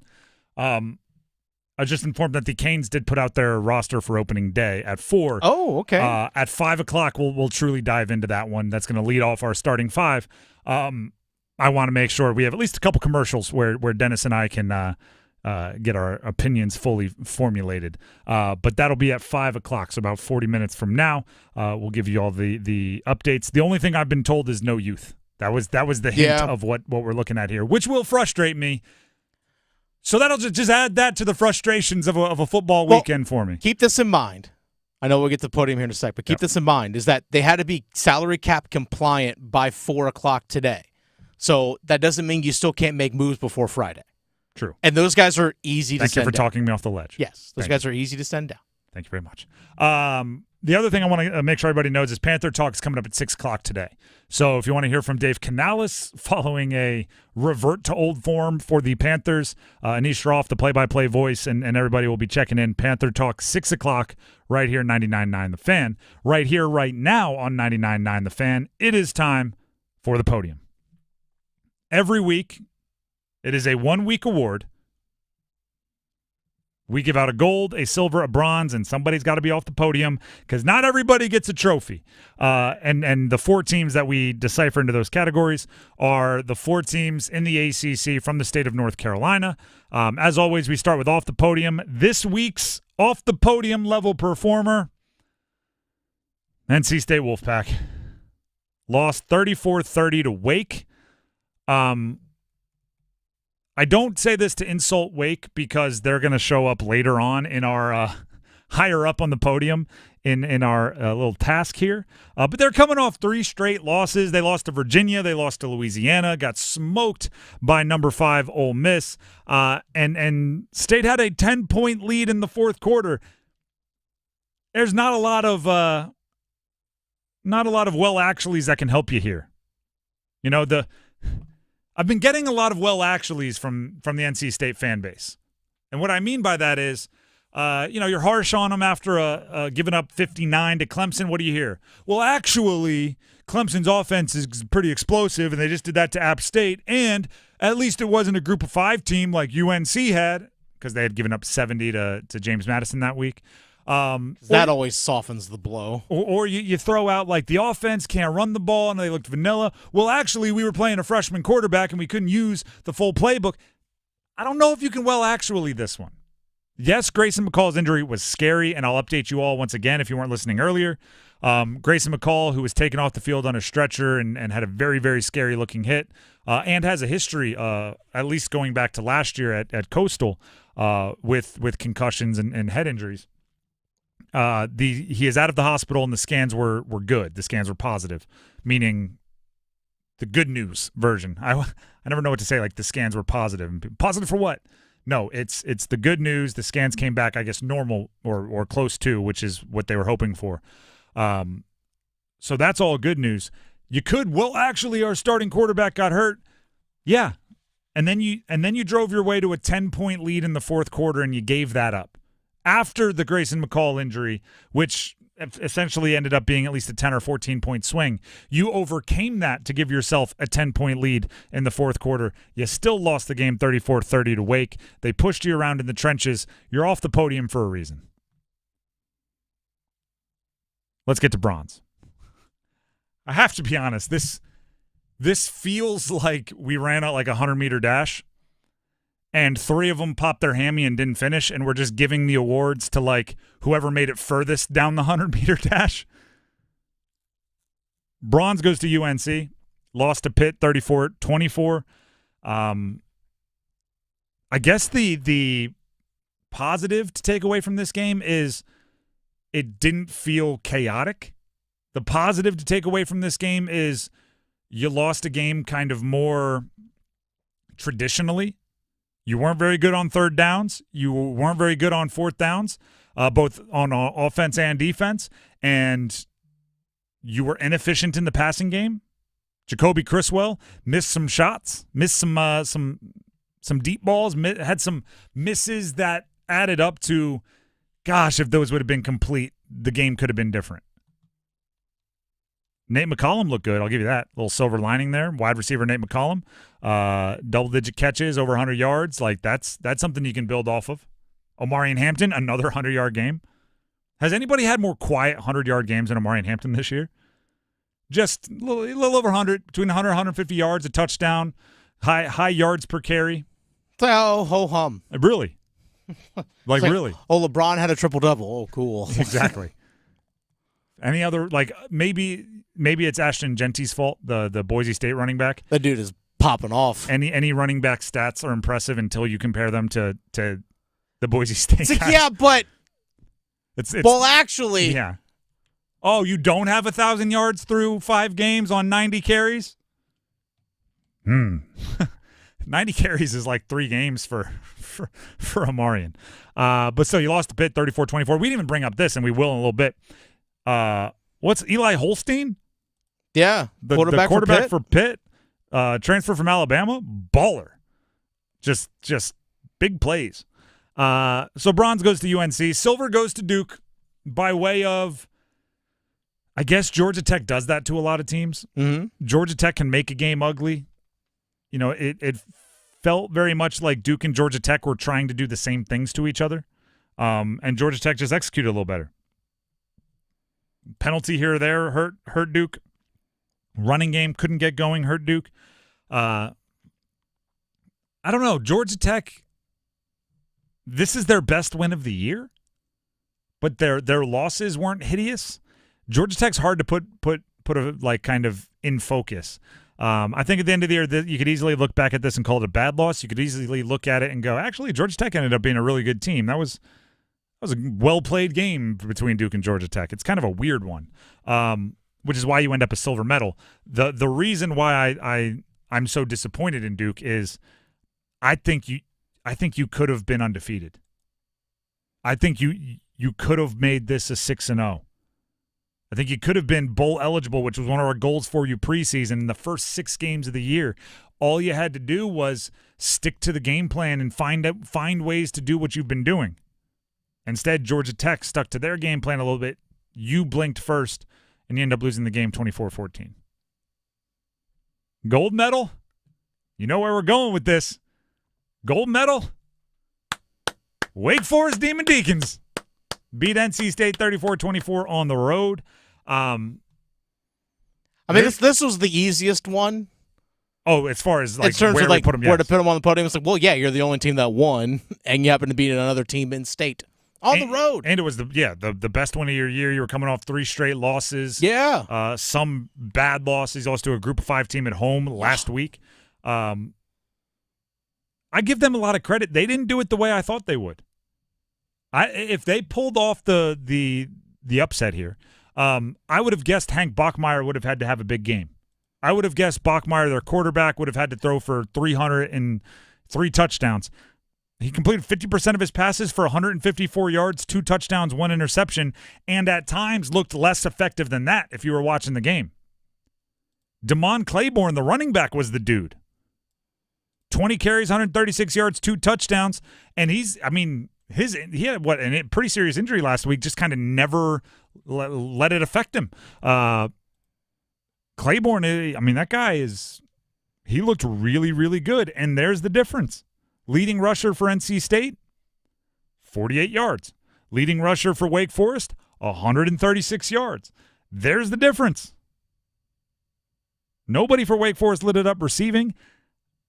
I'm not remembering any exceptional plays in the passing game. No, like nothing that I recall off the top of my head. Exactly, which is sometimes I use that as like an example.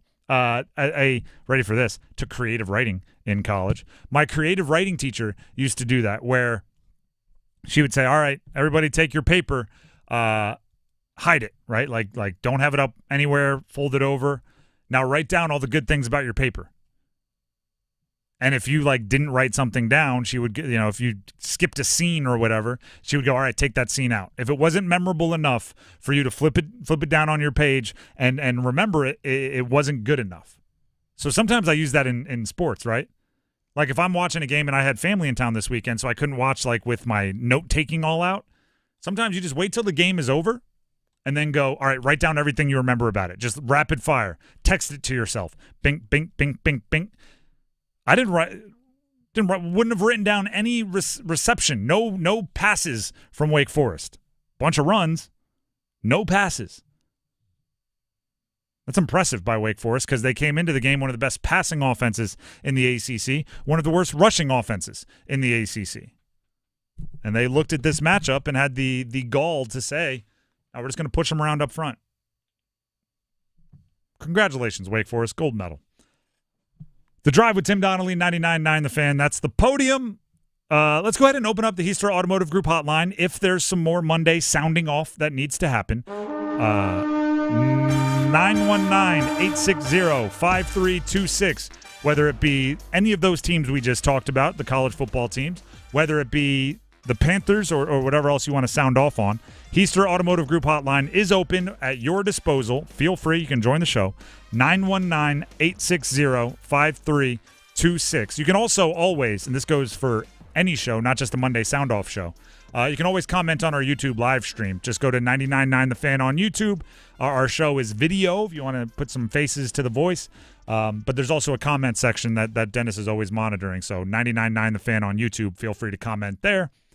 There's a lot of people that want people traded regarding the Carolina Panthers, I can tell you that. Remember when I suggested that you should be open to trading Deontay Johnson and Adam Thielen? A whole bunch of people got mad at me saying, why? The offense finally looks good. Now it's, I wish we would have traded them when the offense looked good and their value would have been at the peak. I think Deontay Johnson and Adam Thielen, if and when he comes back, will still have good games. And as soon as they crank out a 8-catch game, touchdown in there, I think you trade him. What are you protecting? What? Like, oh, we got to protect our playoff hopes? I think everybody's aware of where the playoff hopes are. But again, if you want to jump in, 919-860-5326. Let's talk UNC in the meantime. This was the most normal of UNC season, which I've been craving. I've been asking for. That also means you just straight up lost. We all have weird games. Like we use this example in our ladder challenge, right? We were making bets last week. We made a bet on the Thursday night game. And we said, let's hit Atlanta, the Falcons under 30.5 points.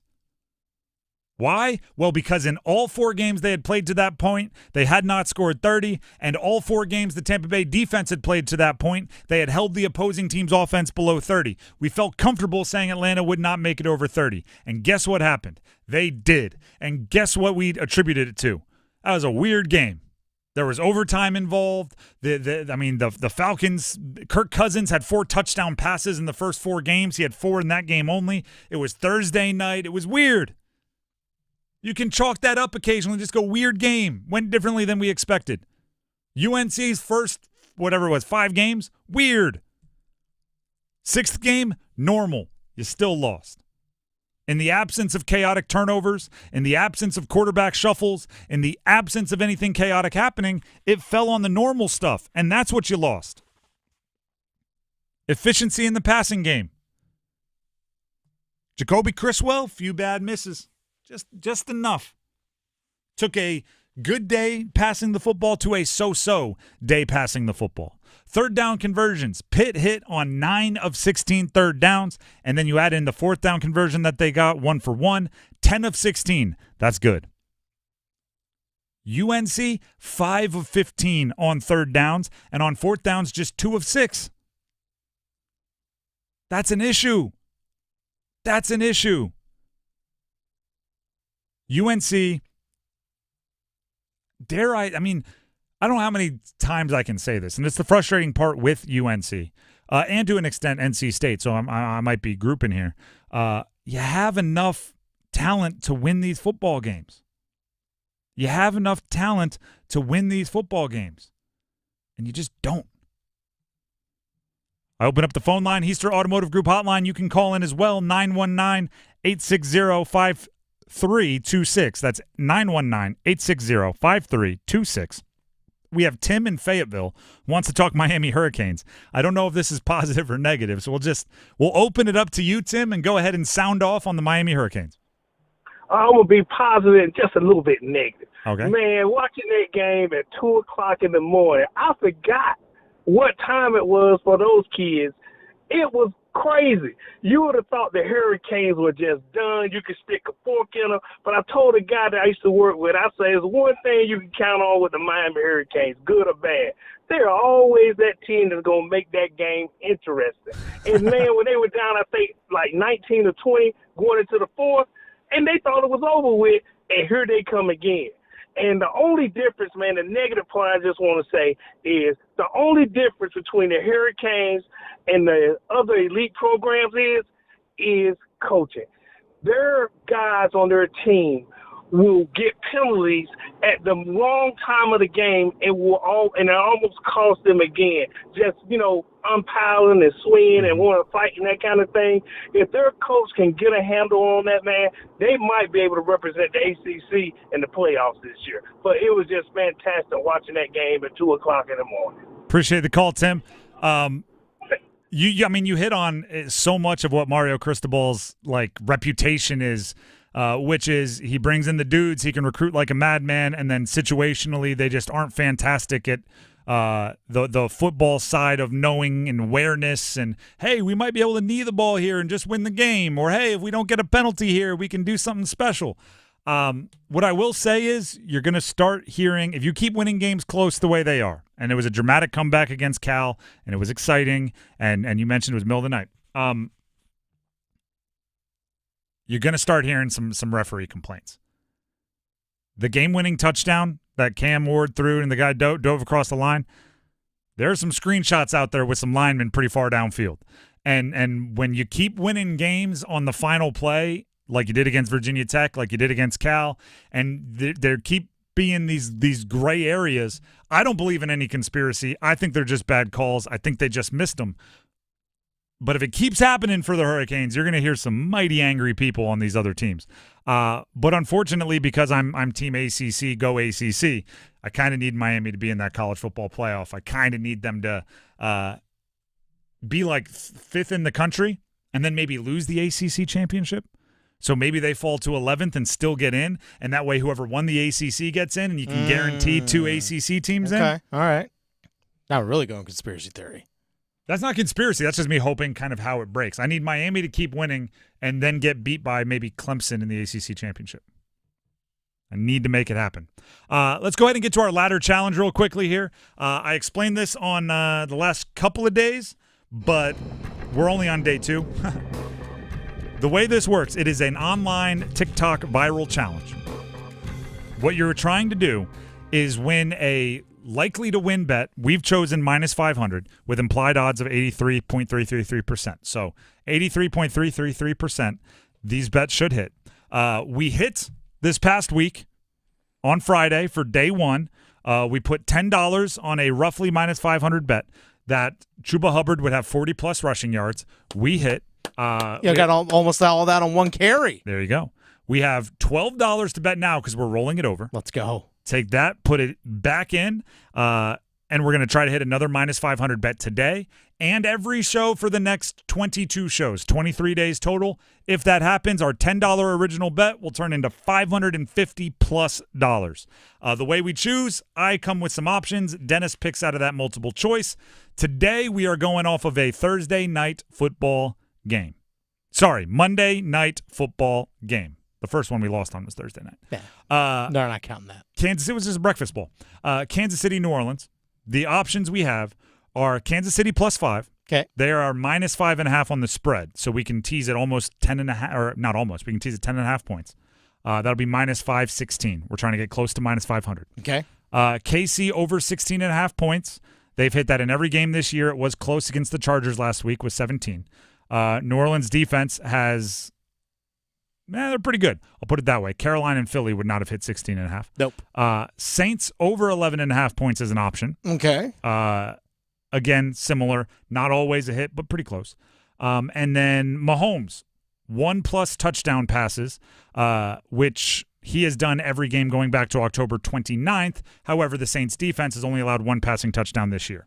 So those are your options, Dennis. What are we rolling with? I say let's go Patrick Mahomes, touchdown pass. It almost feels like it's a lock every single week. I know he's got guys that are hurt, but you know what? He's done it his whole career, I feel like, when guys are hurt.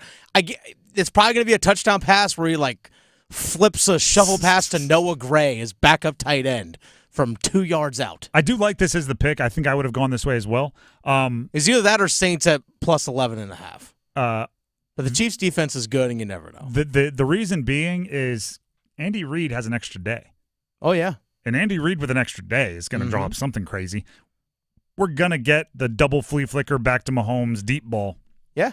To Xavier Worthy, who ran over to the sideline, laid down, then stood up and ran because he's so fast. You're going to get something Andy Reid, full Andy Reid. So I'm fine with that. I'll place the bet during this upcoming break. But for those of you just tuning in or just getting used to it, this is day number 2 of the ladder challenge. We're trying to win a minus 500 bet, roughly, every day for 23 days to turn $10 into $550+. We hit on Monday for day number 1. Today's bet, we're rolling over the winnings. Mahomes, 1+ touchdown pass. That's what we're looking for. When it hits, we'll do it again tomorrow. We'll roll over those winnings. I'm looking forward to this. Right now, I'm looking forward to telling you about Miller Lending. Tim Donnelly here for Miller Lending. This is how it goes, all right? Sure. Maybe the rates went up on Friday. It's an election year. It's always volatile. How many times have I told you you can't predict the market? But what you can do is be prepared to take advantage of that volatility. Timing doesn't matter with a true no-cost mortgage, a true no-closing cost mortgage, where there's nothing rolled into other fees, there's no other charges. It truly is a zero means zero situation, no fees, no cost. It's a no closing cost loan at Miller Lending. And what I mean by being able to take advantage of the volatility of the market is if rates drop like they did a couple weeks ago, refinance, lock in that lower monthly payment. If they go up, you're good. If they drop again, boom, lock in that lower monthly payment as many times as you need to, because each time you refi, you're not taking money out of your pocket. Get it? No cost. That's what that means. So go ahead and give them a call at Miller Lending, 919-447-3377. That's 919-447-3377, or you can visit them online at millerlending.com. Once again, that is millerlending.com. Miller Lending is an equal housing lender, NMLS number 2502146. We're going to take a break. When we come back, Panthers. We talked about the offense, but don't worry. The defense needs to hear some things as well. We're talking Panthers defense, and we'll keep the Heastra Automotive Group hotline open, 919-860-5326. You can sound off if you want to. Coming up next. The Adam Gold Show. Look, we can talk about all of the scenarios and what happens next, but let's just remember, Mack Brown came back and restored order to North Carolina football. He got relationships with the high schools back going forward so you can recruit locally. Right now, it's not going well, and the future isn't super bright, but Mack deserves credit for getting them to this point. The Adam Gold Show, weekdays starting at noon on 99.9 The Fan. I'm Kamala Harris, candidate for president, and I approve this message. So many of you have told me about your plans for the future. Starting a business, buying a home, retiring near your grandchildren. But prices are too high. So let me tell you what I will do about it as president. I will take on price gouging. I will lower the cost of healthcare insurance. We cap the cost of insulin at $35 a month for seniors. I'm running to do that for everyone. And I will provide new down payment assistance to first-time home buyers and tax benefits to people who want to start their own business. Donald Trump, well, he wants to give more tax breaks to the wealthy, whereas I will cut taxes for the middle class instead. Because I know working people want to do more than just get by. You want to get ahead, and that's the future you deserve. And that is what I will focus on every day as your president. Paid for by Harris for President. Everywhere you look, things are getting more expensive. So at Consumer Cellular, we're lowering the price for those 50 and up. Now you can get unlimited talk, text, and data for $30 a line when you buy 2. That's just $60 a month for 2 unlimited lines. So if you're 50 and up, make the switch and save. Come on, you've earned this. Call 1-888-FREEDOM or visit consumercellular.com today. Requires 2 lines of service, age validation, and credit approval, subject to system and area limits, taxes, and other fees apply. Adam Golden Studio with my man Patrick Day from the Aluminum Company of North Carolina. When I say everything for the exterior of your home, I mean it. So tell me everything that you have for the exterior of my home. There's so many things I can't even remember the entire list. You know, Good luck. Thanks for the test here. But windows, doors, siding, roofing, gutters, gutter guards, railings, you name it. We have the exterior home improvement you're looking for. The main thing is we're a one-stop shop, right? So you don't have to call 2 or 3 different contractors if you need your roof done and you need your windows done. You can call one company and have it all done. I like that. French doors. French doors. I like French doors. I can't speak French, but I like French doors. Can I tell you, back in the day, you guys did French doors and every window in a home I used to own. Well, thank you for your business. It was incredible. Can I also tell you that it was done in like 2 days? Is that even possible? It is possible. How do you guys do work that fast? We're good. You're We're fast. good. That's Patrick Day from the Aluminum Company of North Carolina. They do the best work in the industry and the best customer service in the industry as well. AluminumCompany.com. Train heating and cooling systems are engineered to keep up with you. We run together. Visit traininfo.com to find your local independent train dealer. It's hard to stop a train.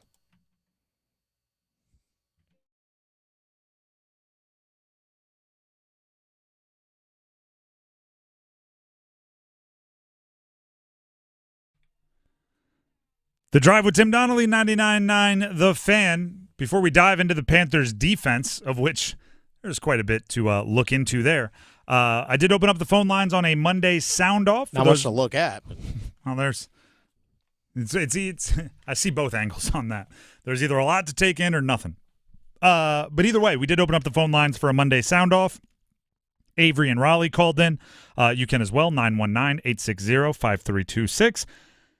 Avery wants to talk NC State, so we're going to let Avery sound off. Avery, thank you for calling in. The floor is yours. I appreciate that. Like I said before, I'm a big fan of the Wolfpack. I'm a graduate in 1979. And, you know, I don't go to the ball games because of traffic, and I'm a little older. Mm-hmm. But it's kind of frustrating to sit in my living room every Saturday and watch the Wolfpack play. And in crucial situations where they have the opposing team may have a 3rd down and 3, and you're rushing three linemen. You got four linebackers, whatever you say the defense is. But the opposing quarterback just sits back and he looks down the field. He looks left. He looks right, and nobody's gotten to him yet. The defense is not to him, and all of a sudden, you know, he either runs the ball or either hits the receiver somewhere, and I just jump off my couch and I get mad. But I know there are certain times when you need 4 down linemen to put some pressure on the passer, and that's the most frustrating part.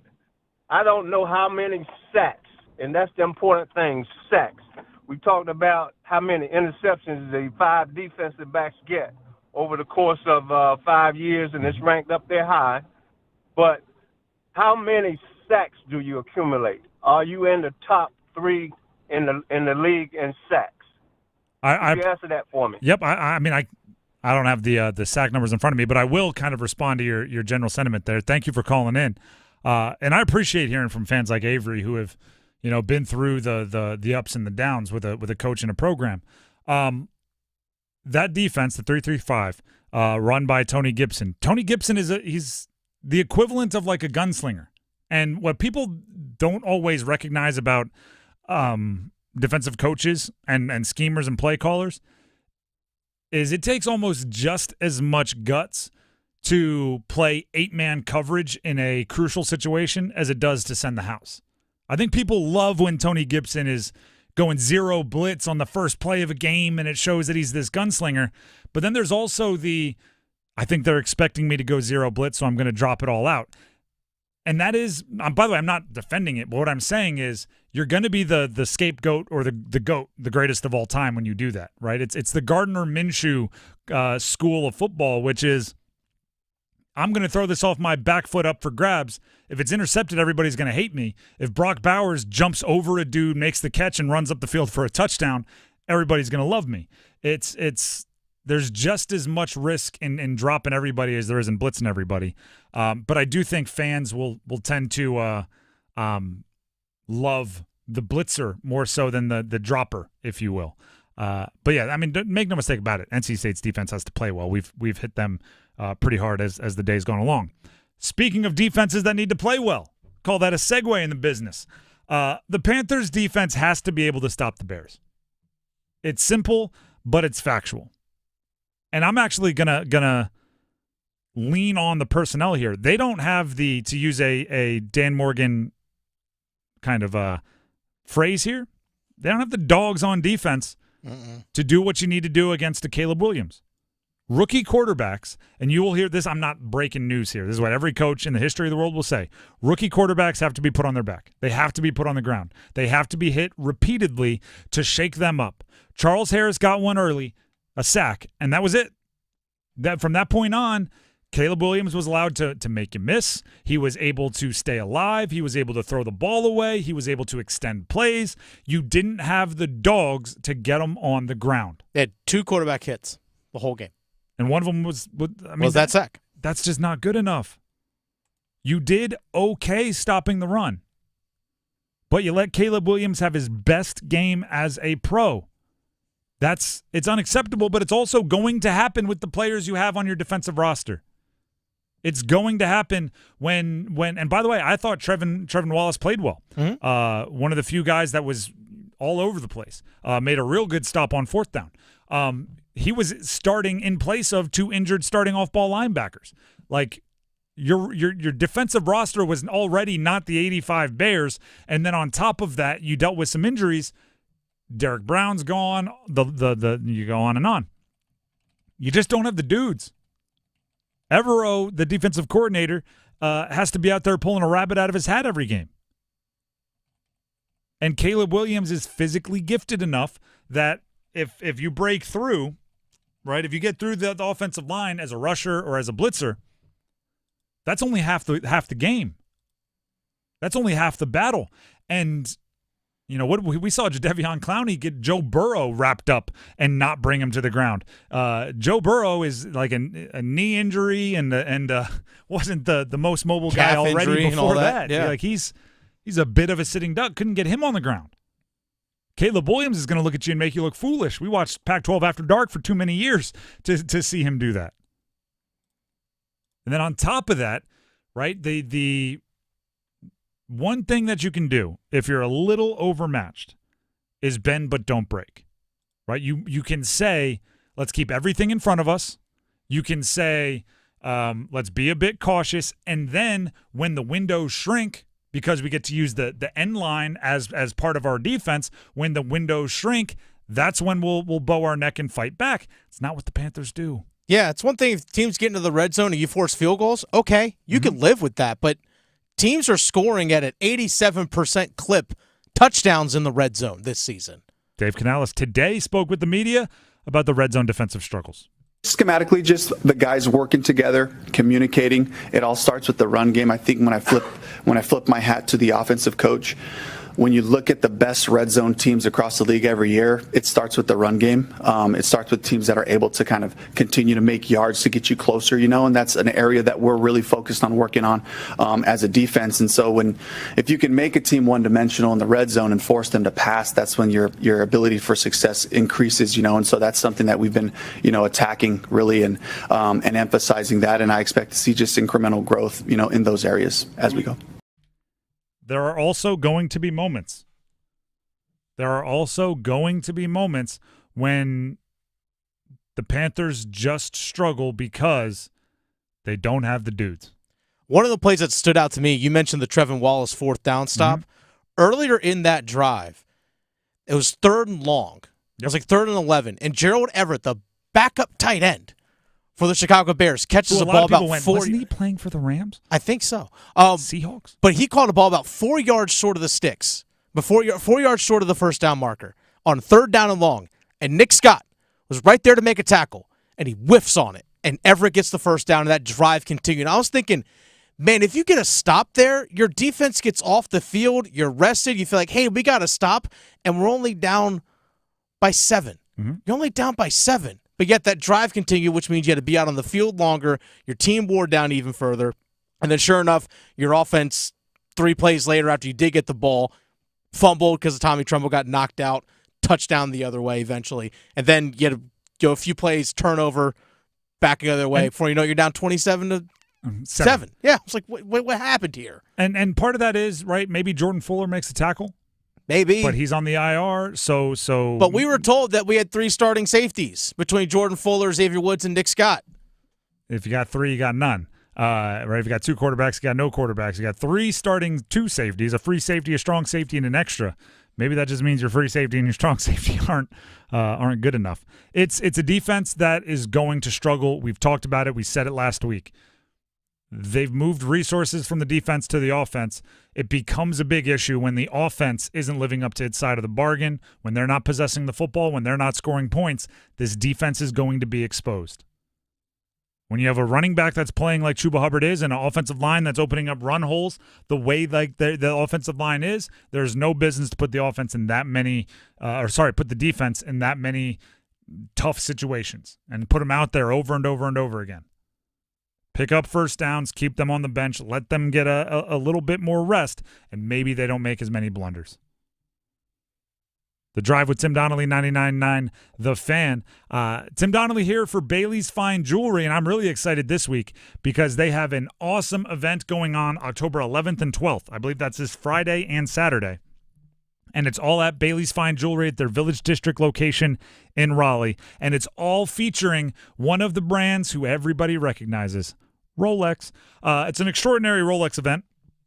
Even if you know nothing about watches, but you want to get into it, you know what Rolex on your wrist means. It's a statement. I already saw they have some bluesies, for those of you that know, just blue dial, blue bezel, awesome Rolexes that are already getting into the store in anticipation of the Rolex event coming up this weekend. So if you're interested in Bailey's pre-owned Rolex show, it's going to feature styles like the Daytona, the Submariner, all of the iconic collector pieces with the colorways you're looking for. I mentioned Bluesy, the Hulk, Pepsi, all of them, Batman. Mark your calendar for Friday, October 11th and Saturday, October 12th, and make your way to Bailey's Fine Jewelry in Raleigh's Village District location. You don't have to buy. You can just show up and ask questions and learn.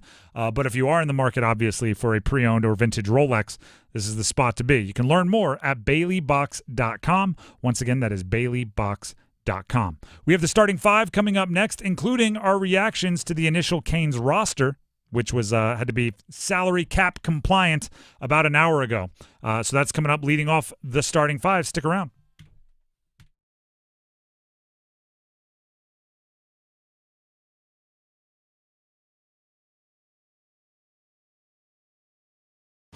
Football is on the menu tonight. Showtime, prime time. And we're dishing up a clash of conferences. Hot dog, man. It's New Orleans and Kansas City. Dominate on 3, 1, 2, 3, dominate. Pregame starts at 7:30. Kickoff at 8:15. Put up or shut up time. The NFL on 99.9 The Fan is brought to you by Wake Med. Here we go. 99.9 The Fan, the Triangle sports leader. Monday night, you gotta feel it. Hey Raleigh homeowners, this is Keith Gregory, Vice President with Baker Home Exteriors, but more importantly, a homeowner like you. I invite you to join the thousands who have trusted us to service and upgrade their homes. We treat every home as the sanctuary it is, transforming and preserving homes with roofing, siding, doors, decks, and window services for over a century. Trust our expert team for professional installation. Visit bakerroofing.com and schedule a time with our team. It's bow time. It's not just football season. It's tailgate season. And that includes every kind of football, whether it's got goalkeepers or goalposts. The kick is good! Because it doesn't matter where or how you tailgate. When you've got crispy chicken and fluffy buttermilk biscuits from Bojangles, your tailgate is better than great. It's legendary. Head to Bojangles and order your tailgate box with boldly seasoned chicken, fixins, biscuits, and legendary iced tea today. It's bow time. Planning a tailgate? Then it's bow time. Bojangles has everything you need for the perfect tailgate, no matter how many fans you're trying to feed. There's the original tailgate, the super tailgate, and for a really big crowd, the jumbo tailgate special. And if you like your chicken off the bone, choose the Supreme's tailgate special that includes 12 perfectly seasoned tenderloin fillets. So grab the tickets, get that Bojangles tailgate special, and go. It's bow time.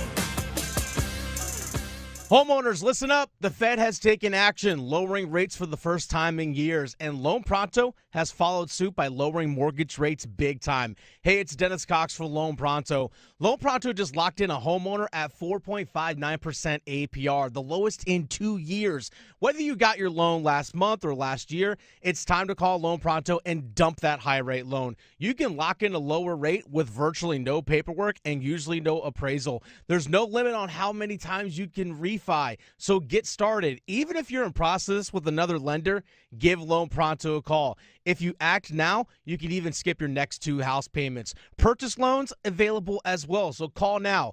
Get your rate quote in minutes with no hard credit pull and no upfront fees like those other guys. Call 919-381-1760 or loanpronto.com. 919-381-1760, loanpronto.com. Equal housing lender, NMLS 1661781, on approved credit, NMLSconsumeraccess.org. This hour of the Triangle Sports Leader is powered by Ritchie Law Firm, North Carolina's injury lawyers. Visit GotBrian.com. That's GotBrian.com.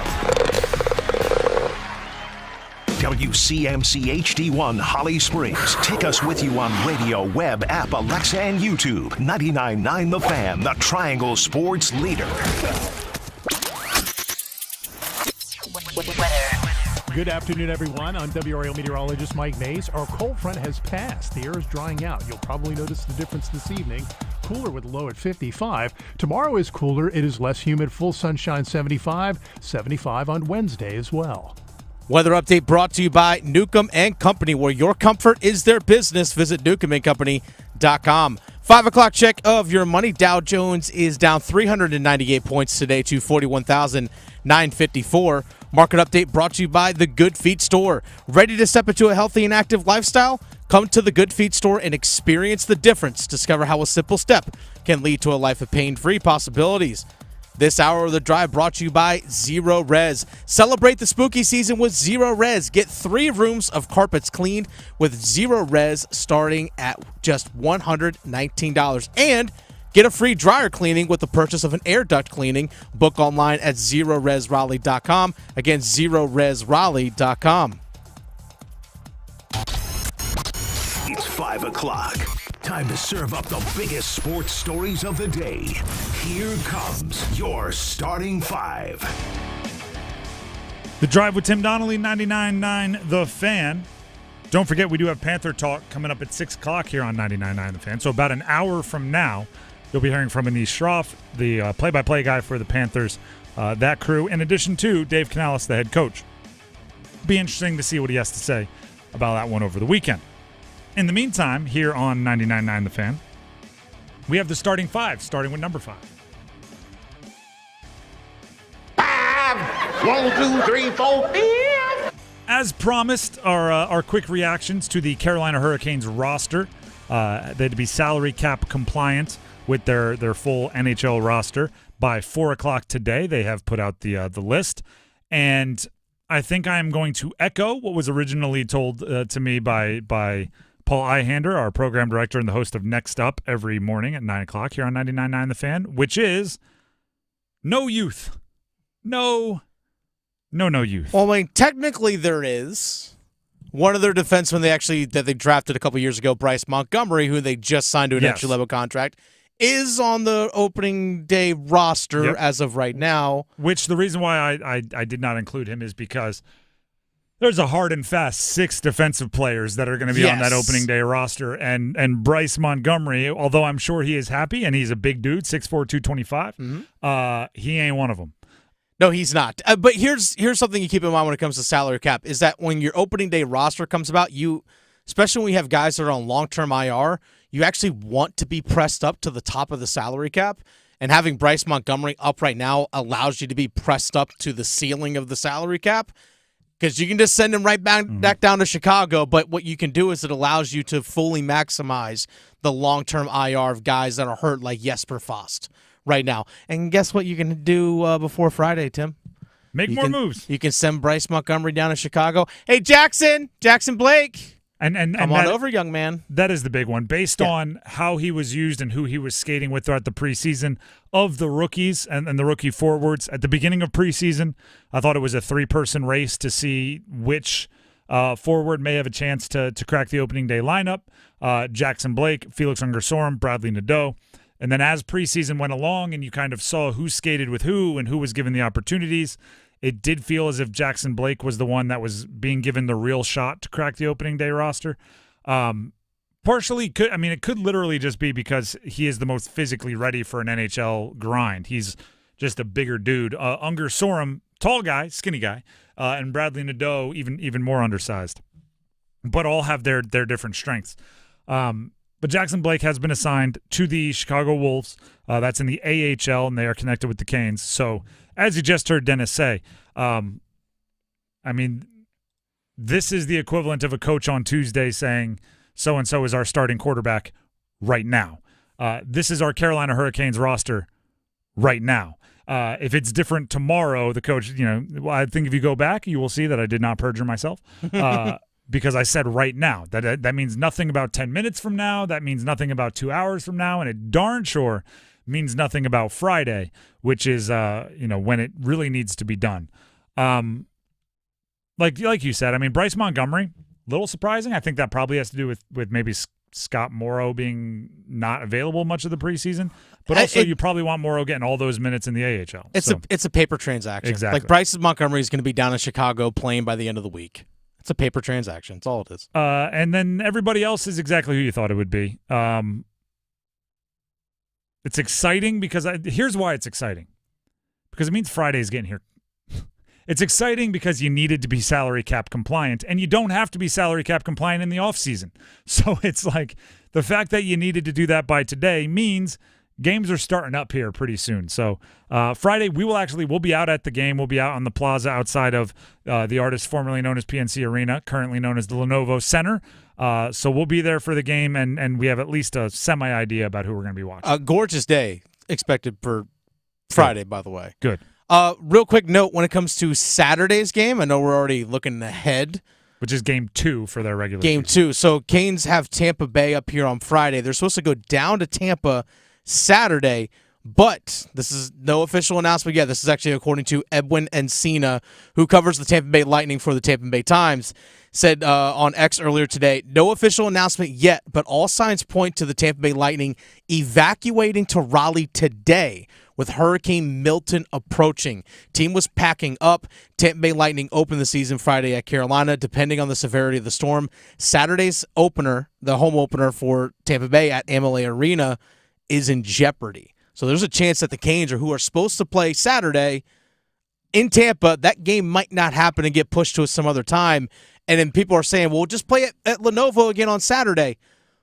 NC State has a football game on Saturday, and parking would be a disaster. I can give you a little insight into this just because my brother and his family live in Tampa, or St. Pete, which is right outside Tampa. They've boarded up their windows. They are packing all the kids in the car and heading to my parents' house, which is further inland and kind of off the path a little bit in Florida. Their schools are shut through at least Friday. So in the St. Pete, Tampa area, like the game is on Saturday. Schools, at least for, I can't speak on everybody, but at least for my niece, her school is shut through at least Friday.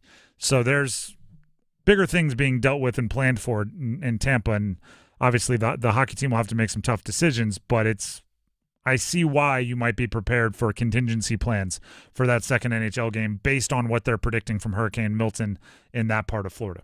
That's number 5. Let's go ahead and jump to number 4. 1, 2, 3, 4, all together. NC State football lost to Wake Forest over the weekend, had a double-digit lead in the fourth quarter, and lost to Wake Forest over the weekend.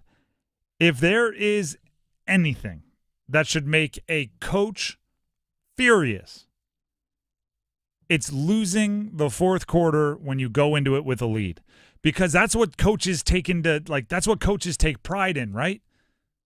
They take pride in, we're going to be in better condition. We're going to be the ones that can stay mentally focused for the entire game. We're the ones that are going to make the plays and be prepared for when the moments get the biggest. NC State dealt with the adversity. I am so wildly impressed by particularly the offense of NC State and what they were able to do in the wake of Grayson McCall's injury. Because, in a lot of ways, football players become like machines, right? You watch somebody tear an ACL, and your thought is, how quick can we get him off the practice field? I want to keep getting my reps. You become a callous and cold machine. But then there's every once in a while, the scary, truly scary injuries snap you out of that, right? And those are the ones where people are being taken off on stretchers, where somebody with a history of head trauma suffers a head injury. You think of obviously Damar Hamlin being the most recent, most dramatic example, but Tua Tagovailoa, like there's a couple of them every year. That Grayson McCall injury was as scary as anything I can remember. And they were able to lock back in and keep playing and make plays and get that 10-point lead, and I was impressed by it. And then when it was winning time, Wake Forest made more plays. Dave Doran and every coach that I've ever met would be furious with that. Here's Dave Doran after the game about Wake Forest taking over late.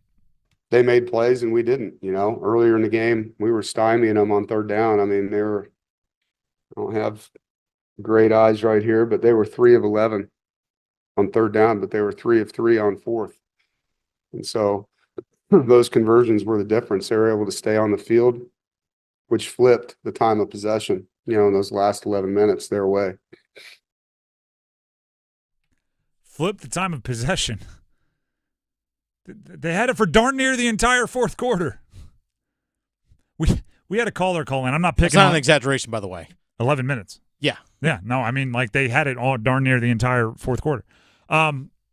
We had a caller. I'm not calling out the caller. I'm just saying this is how it felt. Caller called in and was talking about C.J. Bailey, saying like, oh, look at the 2 drives in the fourth quarter, right? The 3 and out, and they didn't make anything happen. They had one drive that started in the third quarter, finished with a touchdown. That's what gave them the 10-point lead. They had another drive that was a 3 and out, and the second drive the caller was referencing was one play with like 20 seconds left, and he threw an interception. They just didn't have the ball in the fourth. Wake Forest was having their way with it. They ran 4-minute offense. They didn't have a lead. For those of you that don't know what 4-minute offense is, everybody knows a 2-minute drill. 2-minute drill is when you need to go fast. 4-minute drill is usually when you have the ball and the lead. Say you're up by 4, you have the ball on your own 20. You run the 4-minute drill, which is take time. Nobody runs out of bounds. Nobody runs out of bounds. Quarterback, if it comes down to you throwing it away or taking maybe a 3-yard loss, take the 3-yard loss. Stay in bounds. Keep the clock running. Wake was doing that without the lead. They were doing it while trailing. Held the ball the entire fourth quarter, pushing you around. I'm assuming, Dave Doran's going to give us the coach speak. I assume behind closed doors, paint was peeling off the wall in that locker room for NC State. That's how every football coach I know would have reacted. That's number 4. Let's get to number 3. I have to be honest. Usually during starting 5, there's like a change, right? You go from 4, oh, angry, oh, mad, oh, how'd they do this? 3, optimistic. 2, that was weird. 1, maybe back to mad. This is just we're just gonna stay angry this whole time. We're just gonna keep that same energy. UNC loses to Pitt. The offense has no excuses anymore for UNC. Week 1, it was, Max Johnson was in, and then Max Johnson got hurt, so we had to go to Connor Harrell. Then the next couple of weeks, it was, is Connor Harrell the guy? We're switching the offense. Then it was, okay, now is Jacoby Criswell. You've played Jacoby Criswell now for, 3 straight games. It's his offense. You have Omarion Hampton. He's run for 100 yards in darn near every game. You know what's up. You have Nate McCollum playing a good wide receiver. You have Bryson Nesbitt. You have Copenhaver doing what you expected to do from one of the best tight end rooms in the league. You know what you have. Why aren't you being more efficient? What's the move now? There was nothing weird in this game. There was no weird weather. There was no dramatic comebacks. There was no crazy turnovers. There was no special teams mishaps, at least not of the crazy and big variety. What's the excuse now? Mac Brown after the game on what he's seeing from the offense at just about the midpoint in the season. You start looking at Omarion's running for over 100 yards every week. I thought Max had a really good third quarter or 2/3 of it at Minnesota, so we were starting to look like who we wanted to and who we had been all spring and preseason. And now you're talking about Jacoby. We actually told him in the summer, you will not play this fall unless somebody gets hurt. Get in shape, get ready for spring practice, but you haven't been here for spring practice. You don't know anything about this offense. And here we are now saying, okay, let's go, man. And he's really trying to do a great job of learning fast, and Chip and the offensive coaches are trying to figure out what he can do best. I was proud that he ran a couple of times and made key plays today. Few things.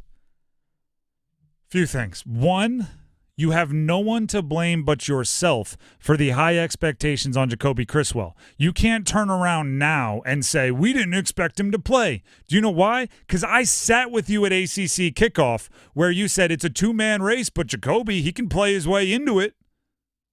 You wanted to be so secretive with the quarterbacks and not release any depth chart that it doesn't feel like you're playing your third-string quarterback. It feels like you're playing 1A, 1B, or 1C because that's how you sold it. Especially the reason why you're playing Jacoby Criswell is because you chose it. It's not like Max Johnson got hurt and Connor Harrell got hurt. Connor Harrell's still on the team, yeah. Yeah, you chose to play Criswell. So you can't sit there and say, we're to our third-string quarterback. It's one thing if you had a bunch of injuries, and that was the case, but you had a 2-man race between Max Johnson and Connor Harrell, and then you chose Criswell. Yep. And by the way, Criswell was not the worst dude in the world in this game. No, he played fine. He played, I would say, inefficient, right? He played 25 of 45 passes. That's not going to get it done. He can't take a sack on that final play either. And there were some misses that you know he'd like to have back. But you know what else you'd probably like to have back? 23 carries for Omarion Hampton. Maybe that should be 33 carries for Omarion Hampton. Right? 10 catches for Nate McCollum. Heck, go 15. They weren't covering the dude. There's certain things I look at this UNC offense, and it's very frustrating because I know there's more in there. And oh yeah. And I go back to this is not 2020 hindsight. Go back 2 weeks before the regular season and hear what I was saying about how you can ruin an offense with quarterback insecurity, with not naming your guy and sticking with him. And by the way, even if you end up, due to injury, going to your second or third quarterback, it's better for everybody to know. It's better for everybody to have an understanding of who is who. I think they botched the quarterback deal this year with UNC, and because of that, a team that was 3-0 is now 0-3 in their last 3. Defense needs to play better as well. I want to find out, and I want to look into it more. I need to text some people that I trust. I want to find out more if this Eli Holstein dude is legit. If it's bad that he put up, 381 yards passing and 76 yards rushing, 4 touchdowns total against 1 interception. I want to know if that's bad or if Pitt might have a real one.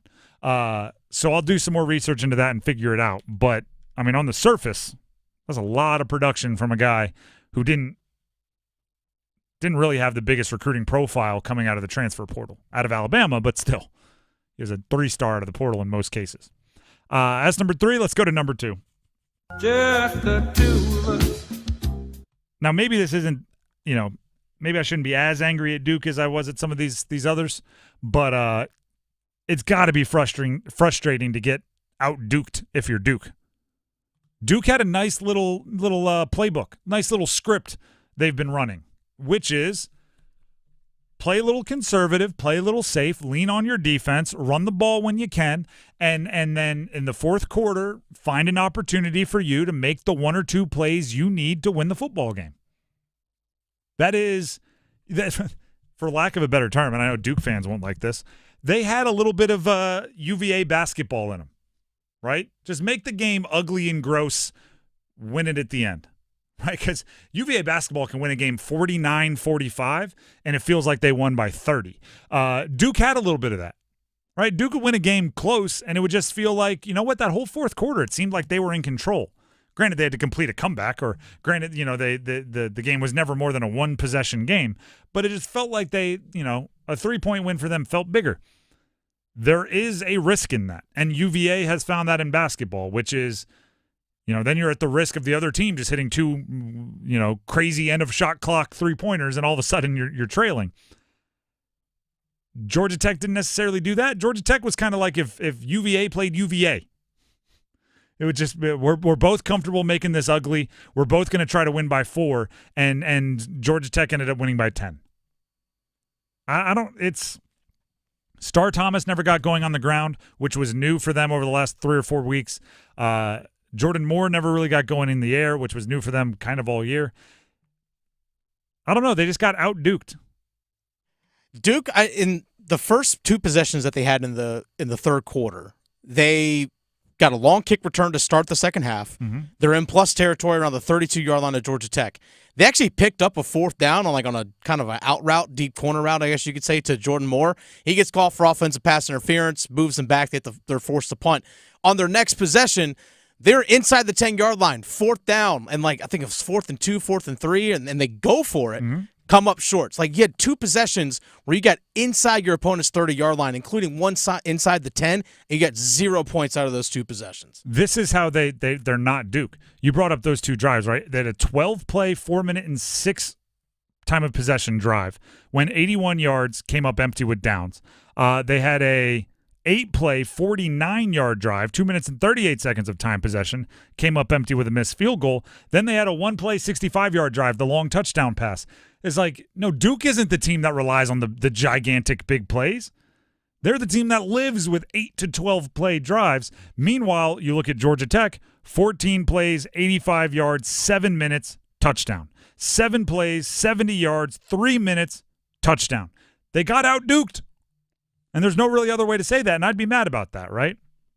Like, if the Warriors lost a series because the other team had 2 dudes go nuclear from 3-point line, you'd be like, I don't know, that felt weird, and I would be mad if I were the Warriors. They should know how to stop that because they see it all the time.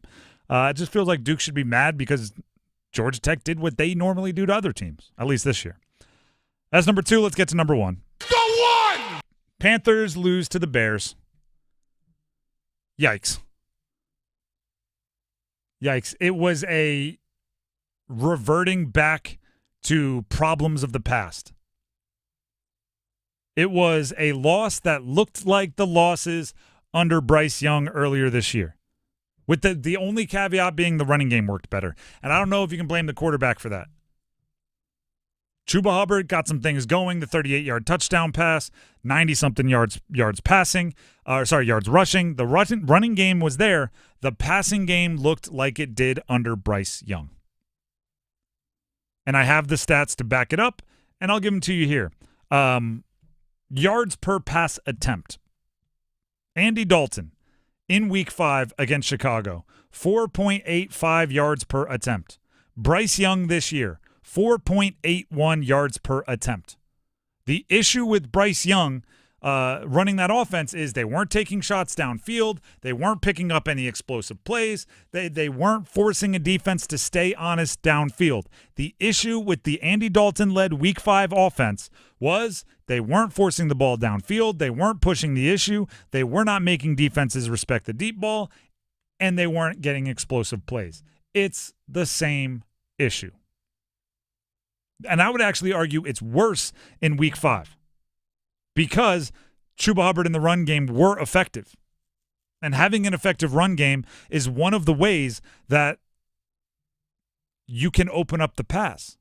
Right? If Chuba Hubbard is picking up 5, 6, 5, 6, 5, 6, 38, 12, 2, 5, 6, then the defense is going to have to start creeping towards the line of scrimmage. That's what lets you go deep.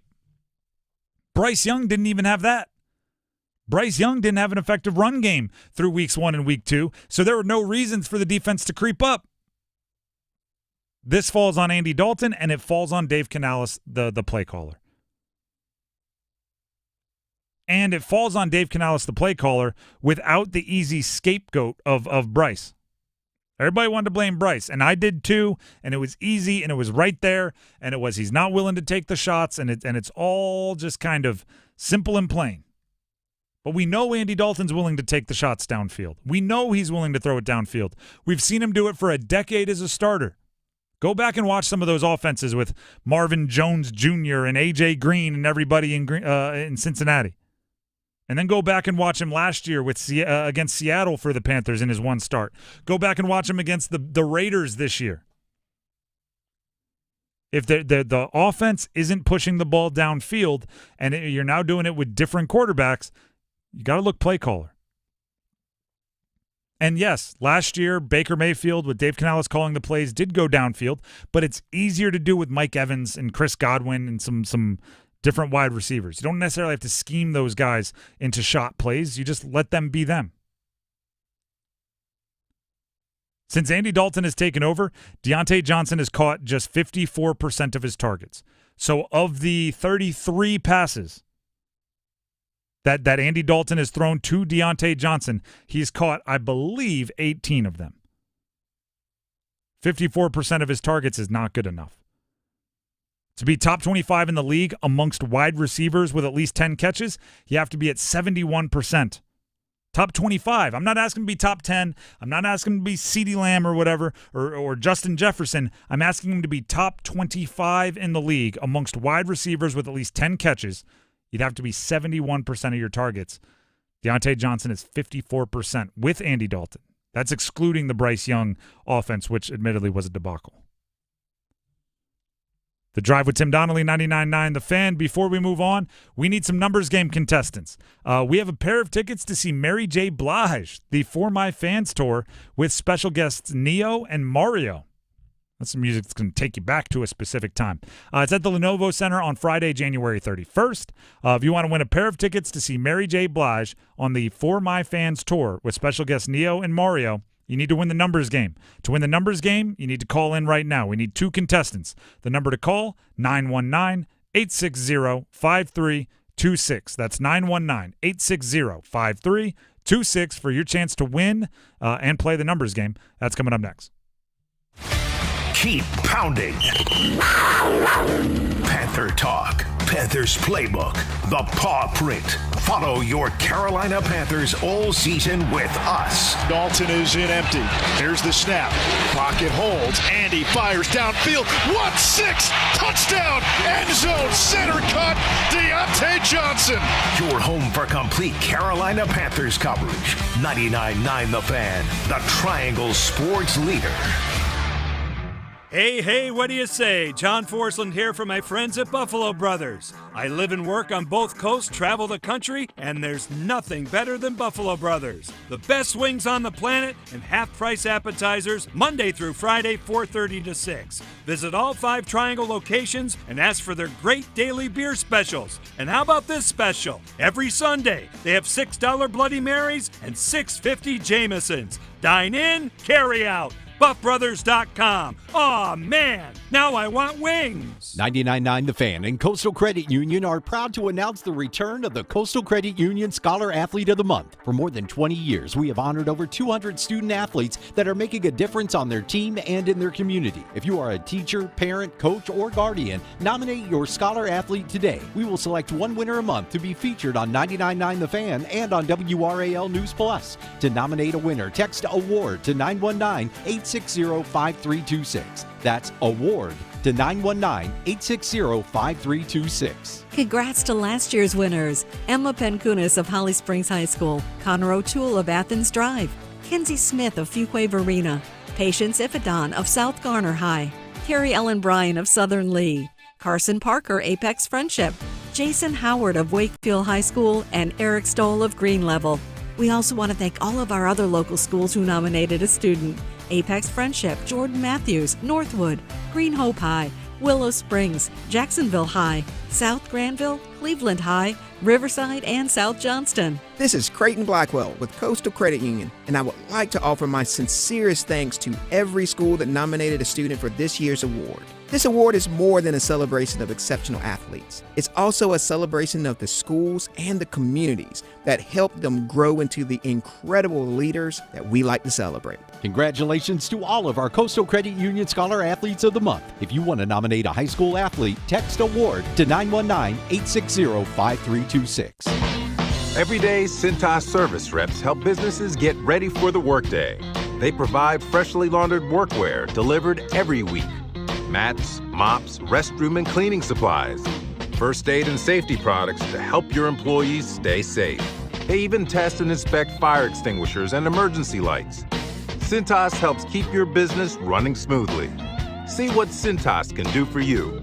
Visit Cintas.com. Oh, I'm ready! And get ready for the workday. Get ready to be captivated by a gun range like no other. Hey, it's Victoria Vodenecker here for Youngsville Gun Club and Range, the only live-fire digital indoor shooting range on the East Coast. It's open to the public, offers 20 modern shooting lanes, and carries one of the largest selections around. And speaking of the selection, YGC has the hottest firearms to accommodate individual preferences and the best prices in the area. Youngsville Gun Club and Range is conveniently located off US 1 in Youngsville, and for $10 off a range card, use promo code SPORTS. Learn more at ygunrange.com. That's the letter Y, gunrange.com.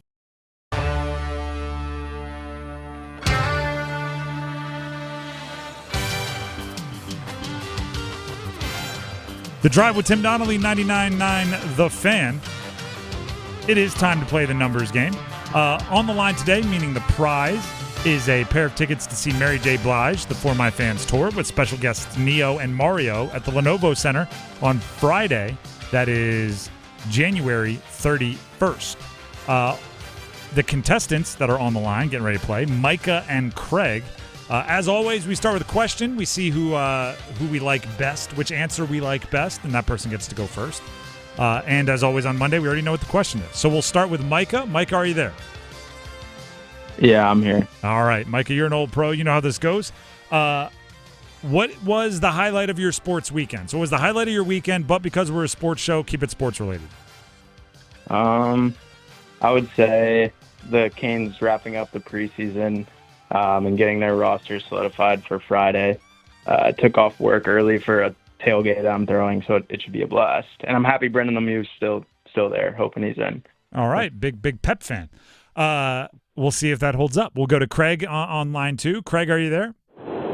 Yes, sir. All right. What was the highlight of your past weekend? But because we're a sports show, make it a sports highlight. So what was the sports highlight of your weekend? The sports highlight of my weekend was Alabama and Vanderbilt. That's a fantastic answer. That game was unbelievable. That game was absolutely unbelievable. It sent me into a frenzy. Had a few margaritas after that, and we were good. All right, we'll see which answer is the one to choose. Dennis, Micah, or Craig, who gets the nod? I will say Craig, probably not the only one that had a few margaritas. I don't know, a few lucky strikes or something after that one for sure. But I'm going to lean local on this one. As phenomenal as that Alabama game was, I'm going to lean local on this one, and we're going to go with Canes here, Micah. All right, Micah, you get to go first. I have an idea. I know what category you're going to choose, but I'm going to read them to you anyway. NFL D's Guys, which are all players whose first name starts with D, NFL 2013 NFL Top 100 players, Baseball Hall of Fame because we're in the playoffs, and NHL Canes and Whalers only. I'll go NHL Canes and Whalers. I had a feeling. I will give you the team and the player. You give me the jersey number as quickly as you can. 30 seconds on the clock. One pass if you need it. As you know, I will say the team in this category, even though we know the team, just to keep it even timing-wise with the other categories. Any questions before we get started? No, I'm good. All right. Your time will start when you hear the horn. Okay. Sebastian Aho, Carolina Hurricanes. 20. Correct. Brady Shea, Carolina Hurricanes. 76. Correct. Matt Cullen, Carolina Hurricanes. 13. Incorrect. Jeff Sanderson, Carolina Hurricanes. Pass. Andrei Kovalenko, Carolina Hurricanes. 43. Incorrect. Matt Cullen, Carolina Hurricanes. 7. Incorrect. Jeff Sanderson, Carolina Hurricanes. 38. Incorrect. Andrei Kovalenko, Carolina Hurricanes. 29. Incorrect. Matt Cullen, Carolina Hurricanes. 12. Incorrect. Brutal. Sebastian Aho, you got it. Brady Shea, you got it. 20 and 76. Both Cullen and Sanderson were 8. So 8 would have gotten you either of those. And Kovalenko, number 51. Those were the 3 you missed. You did get 2. Solid showing, starting us off on a Monday. We'll put you on hold here. Sit on the line. We'll see if it holds up. A tie does go to Micah by way of him going first, by the way, so just to get ahead of that. That brings us to Craig. Craig, are you there?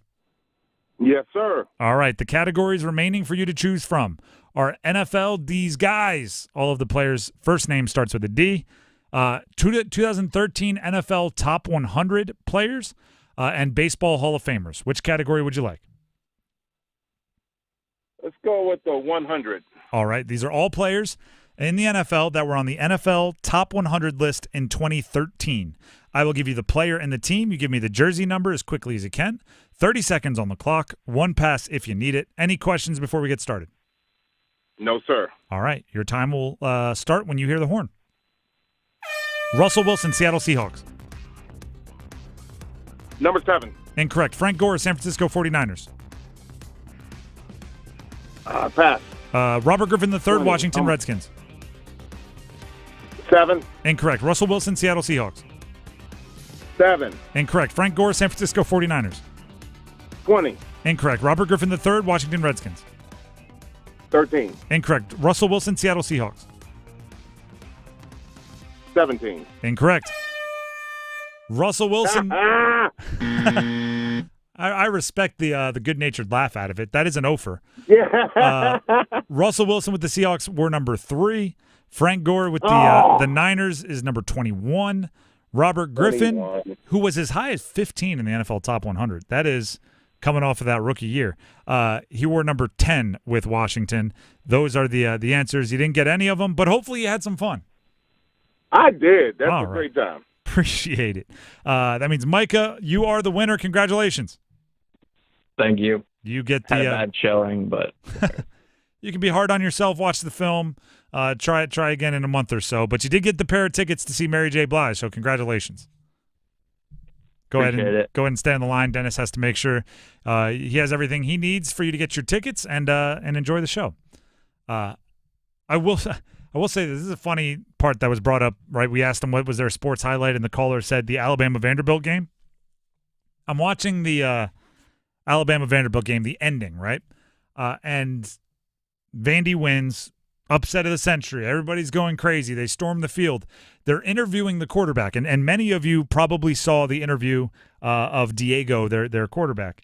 And right, people think it's funny because he was, talking about how God gave him a vision, and it was all of this, and then he turned around and said, Vandy is bleeping turnt. So it was like kind of the dichotomy back to back, right? So people are laughing about that.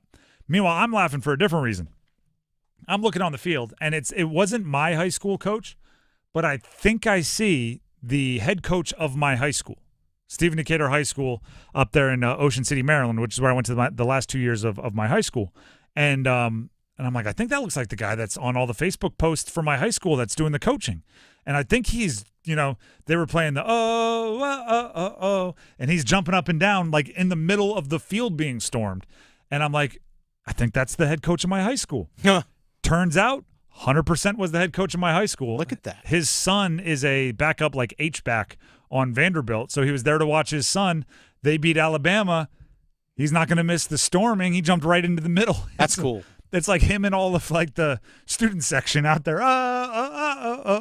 So everybody's laughing because the Vanderbilt quarterback said a bad word on TV, and I'm laughing because there's the head coach of my high school in the background going nuts.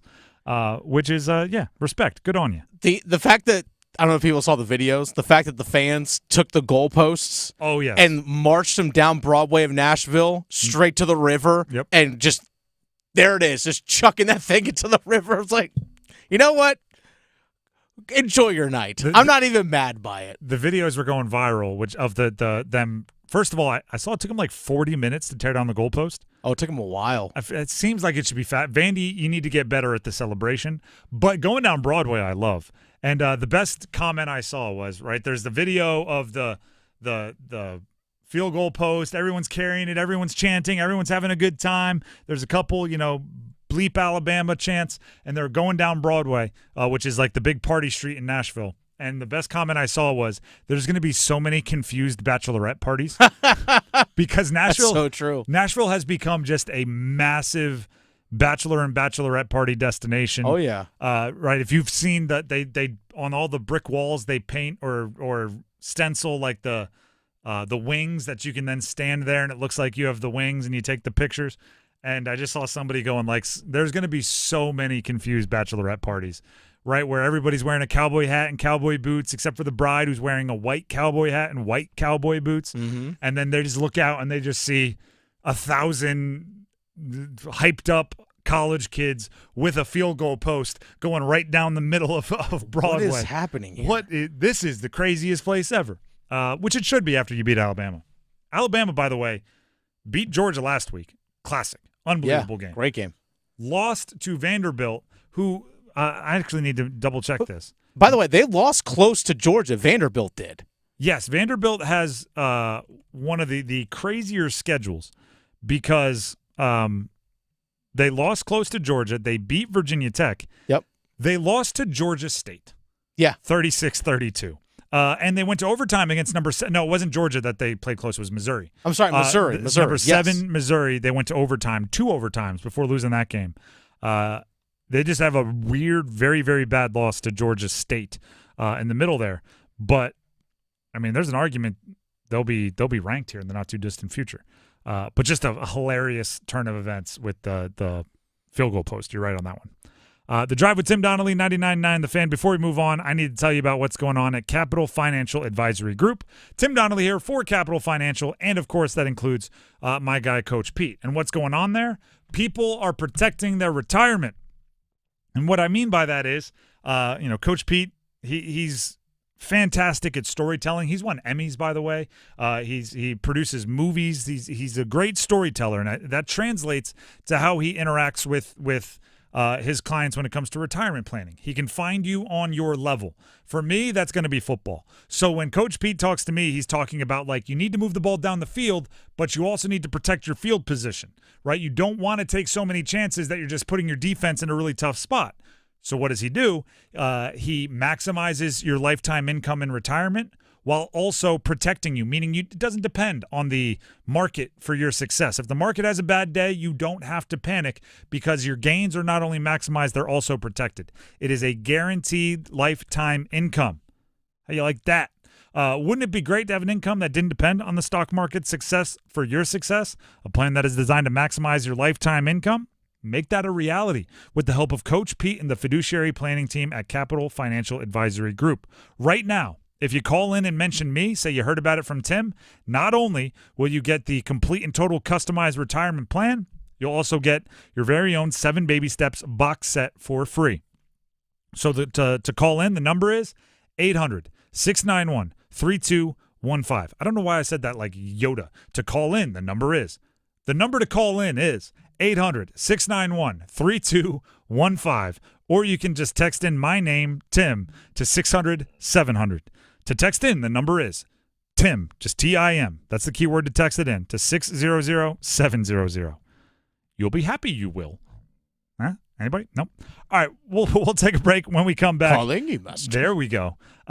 This is your last chance, by the way, to sound off on a Monday sound off. So if you want to sound off on Panthers, any of the college teams, the chaos from the college football weekend, Heister Automotive Group hotline open right now, 919-860-5326. Call in now or forever hold your peace, at least until next Monday sound off. 919-860-5326, the number to call in. We'll talk that and a little chaos in college football coming up.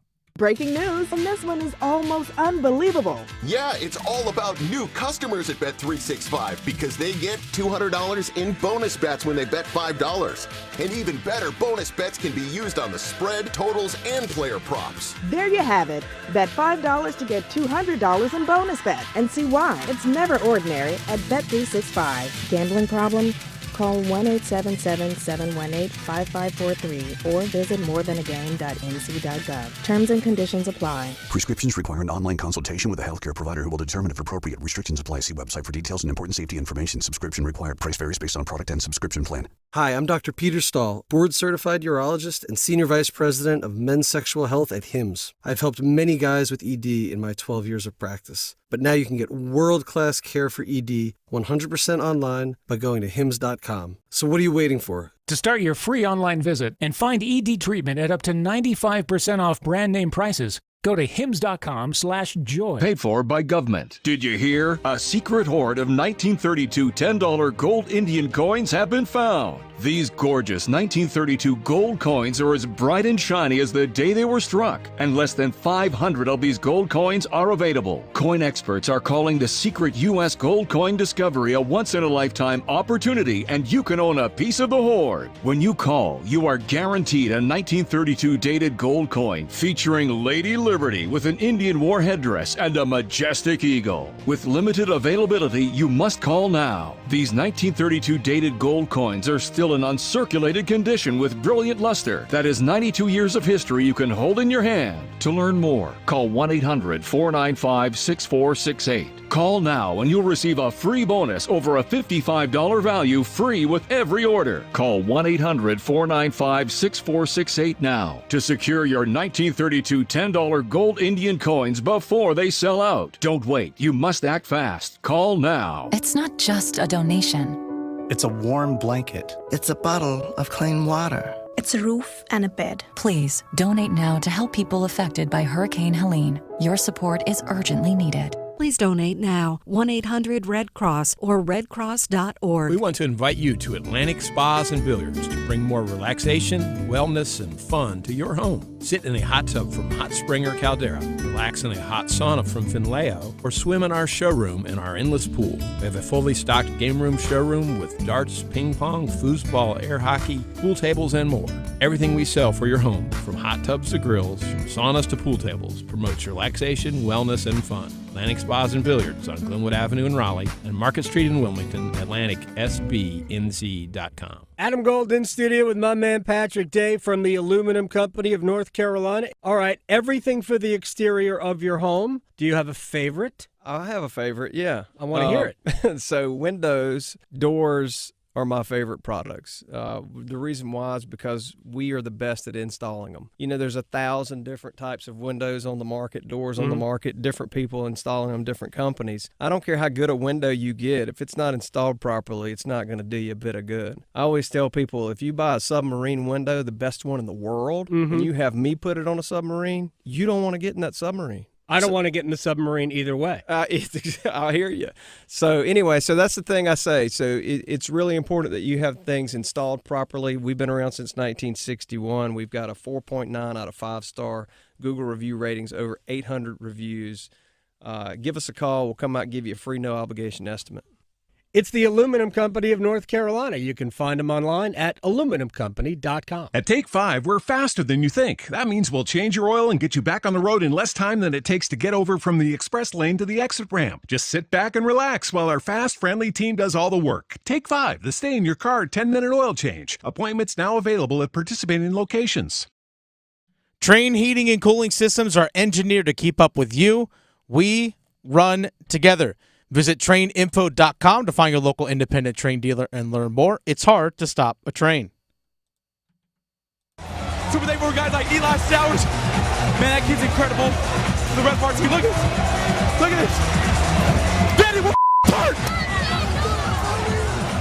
Diego, what were you saying to your team to finish this game? Games like this change your life, you know what I mean? It's all about hype nowadays, and I don't like it like that, but it's a reality of NAL and all that stuff, but I just stay grounded, be where my feet are, and every single day tomorrow I got to work on Kentucky. How about that? That, by the way, was the quarterback of Vanderbilt just moments after beating Alabama. Diego Pavia. Already talking about NIL. And guess what? 2 hours ago, he tweeted out, for NIL inquiries, hit my agent with a phone number. Ha, there you go. I mean, he was in the celebration still, already talking about, this is going to change my life, NIL. Huh, how about it? I mentioned this is the last time for you to Monday sound off, so we opened up the phone lines, 919-860-5326. Joe in Raleigh wants to sound off on the ECU Pirates. Just another team from North Carolina that had a tough weekend. Lost to Charlotte. Lost to Charlotte 55-24. Double nickels they gave up. So, Joe, feel free to sound off on ECU.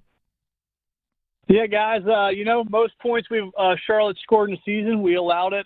Most rushing yards, I think, that they've ever had, we allowed it. Mike Houston, great football coach. Don't know why he's around still. We still have yet to beat an FBS team from the state of North Carolina with him as the coach. Might as well throw John Gilbert out, baby with the bathwater, everything. Just get rid of the whole group because they stink. They're terrible. John Gilbert, Mike Houston, probably couldn't get a job at a high school after this. It is embarrassing what they've done to East Carolina football program. I appreciate the call. Thank you very much. That was a very solid sound off. That was a vent that felt like he needed to get it off his chest. And here's the thing when Joe, he's calling in multiple weeks, by the way, complaining about Thank this. you. We appreciate the loyal listenership. The ECU fan base is like Joe, is a strong, passionate one. It may not be the size or volume of maybe UNC or NC State, but in terms of ECU and their fan base, it's a passionate and it's a proud one, and they understand a winning tradition over there in Greenville because they've had one. Ruffin McNeil was the head coach.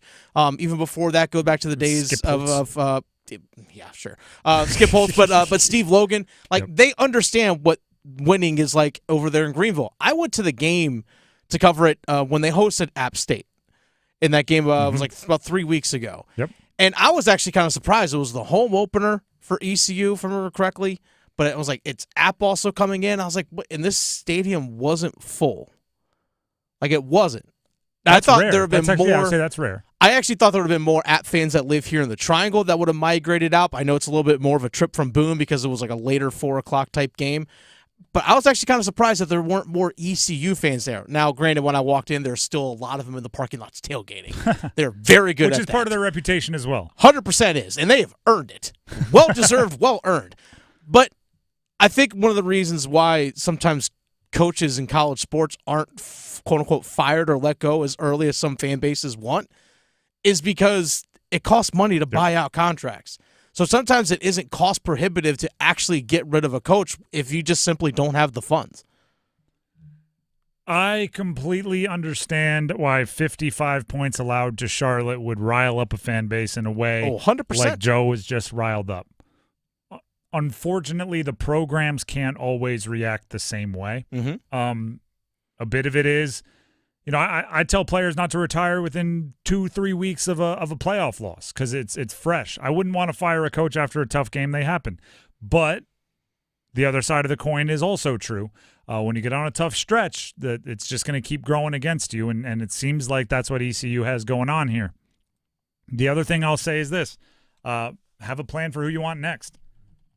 Right? I mean, if you don't think the interim coach has a chance of being the next head coach, I don't know. Like there's more nuance to firing a coach than just, gosh, they're playing bad, I want it to stop. At the same time, I get it. Like I'm not defending. We've been here with every team. It seems like outside of maybe Duke in the state. You give up 70 to James Madison. You give up 59 to Clemson. You give up 55 to Charlotte. Like any of these games, you're never going to hear me tell a fan to calm down. You're being over the top after one of those losses. It's it is what it is. It's especially now in the era of NIL. And we had callers talk about this earlier today with NC State, which is like, no, you asked me for money.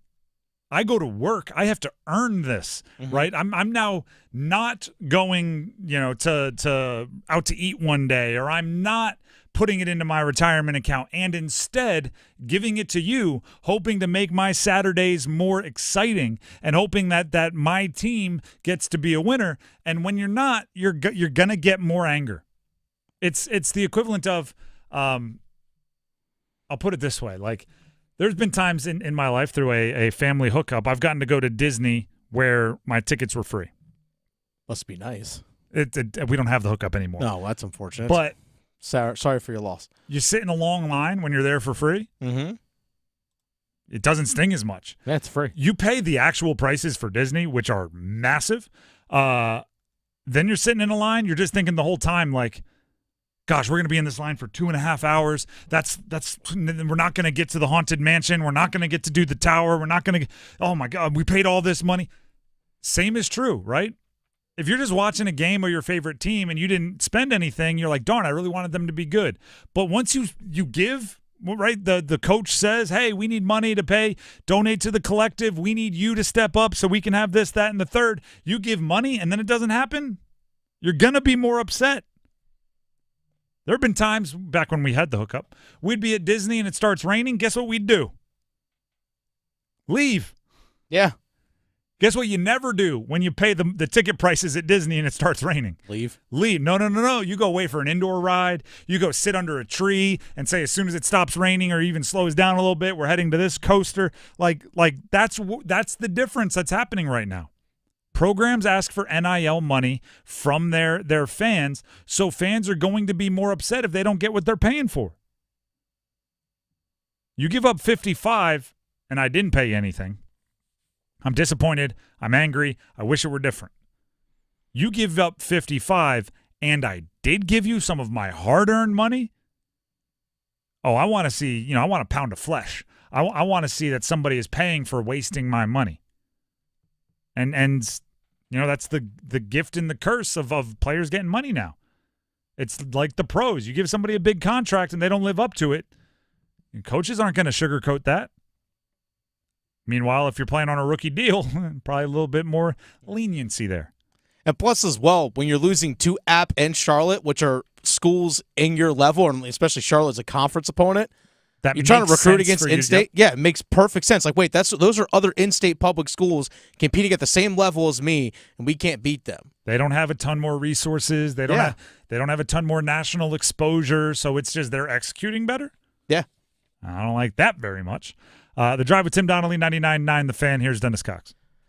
Hey, Dennis Cox here for my friends over at Loan Pronto. Lower mortgage rates are finally here, folks, thanks to the Fed and Loan Pronto. Loan Pronto just locked in a homeowner recently at 4.59% APR, the lowest in 2 years. Now, whether you got your loan last month or last year, it's time to give Loan Pronto a call and dump that high-rate loan. You can lock in a lower rate fast with virtually no paperwork and usually no appraisal. There's no limit on how many times you can refi. So get started. Use this opportunity to get cash out and wipe out your credit cards. You can do a cash out refi and get 50, 75, even 100 grand or more out of your home. Use that to pay off your high interest debt and end up with just one low monthly payment. If you act now, you can even skip your next 2 house payments.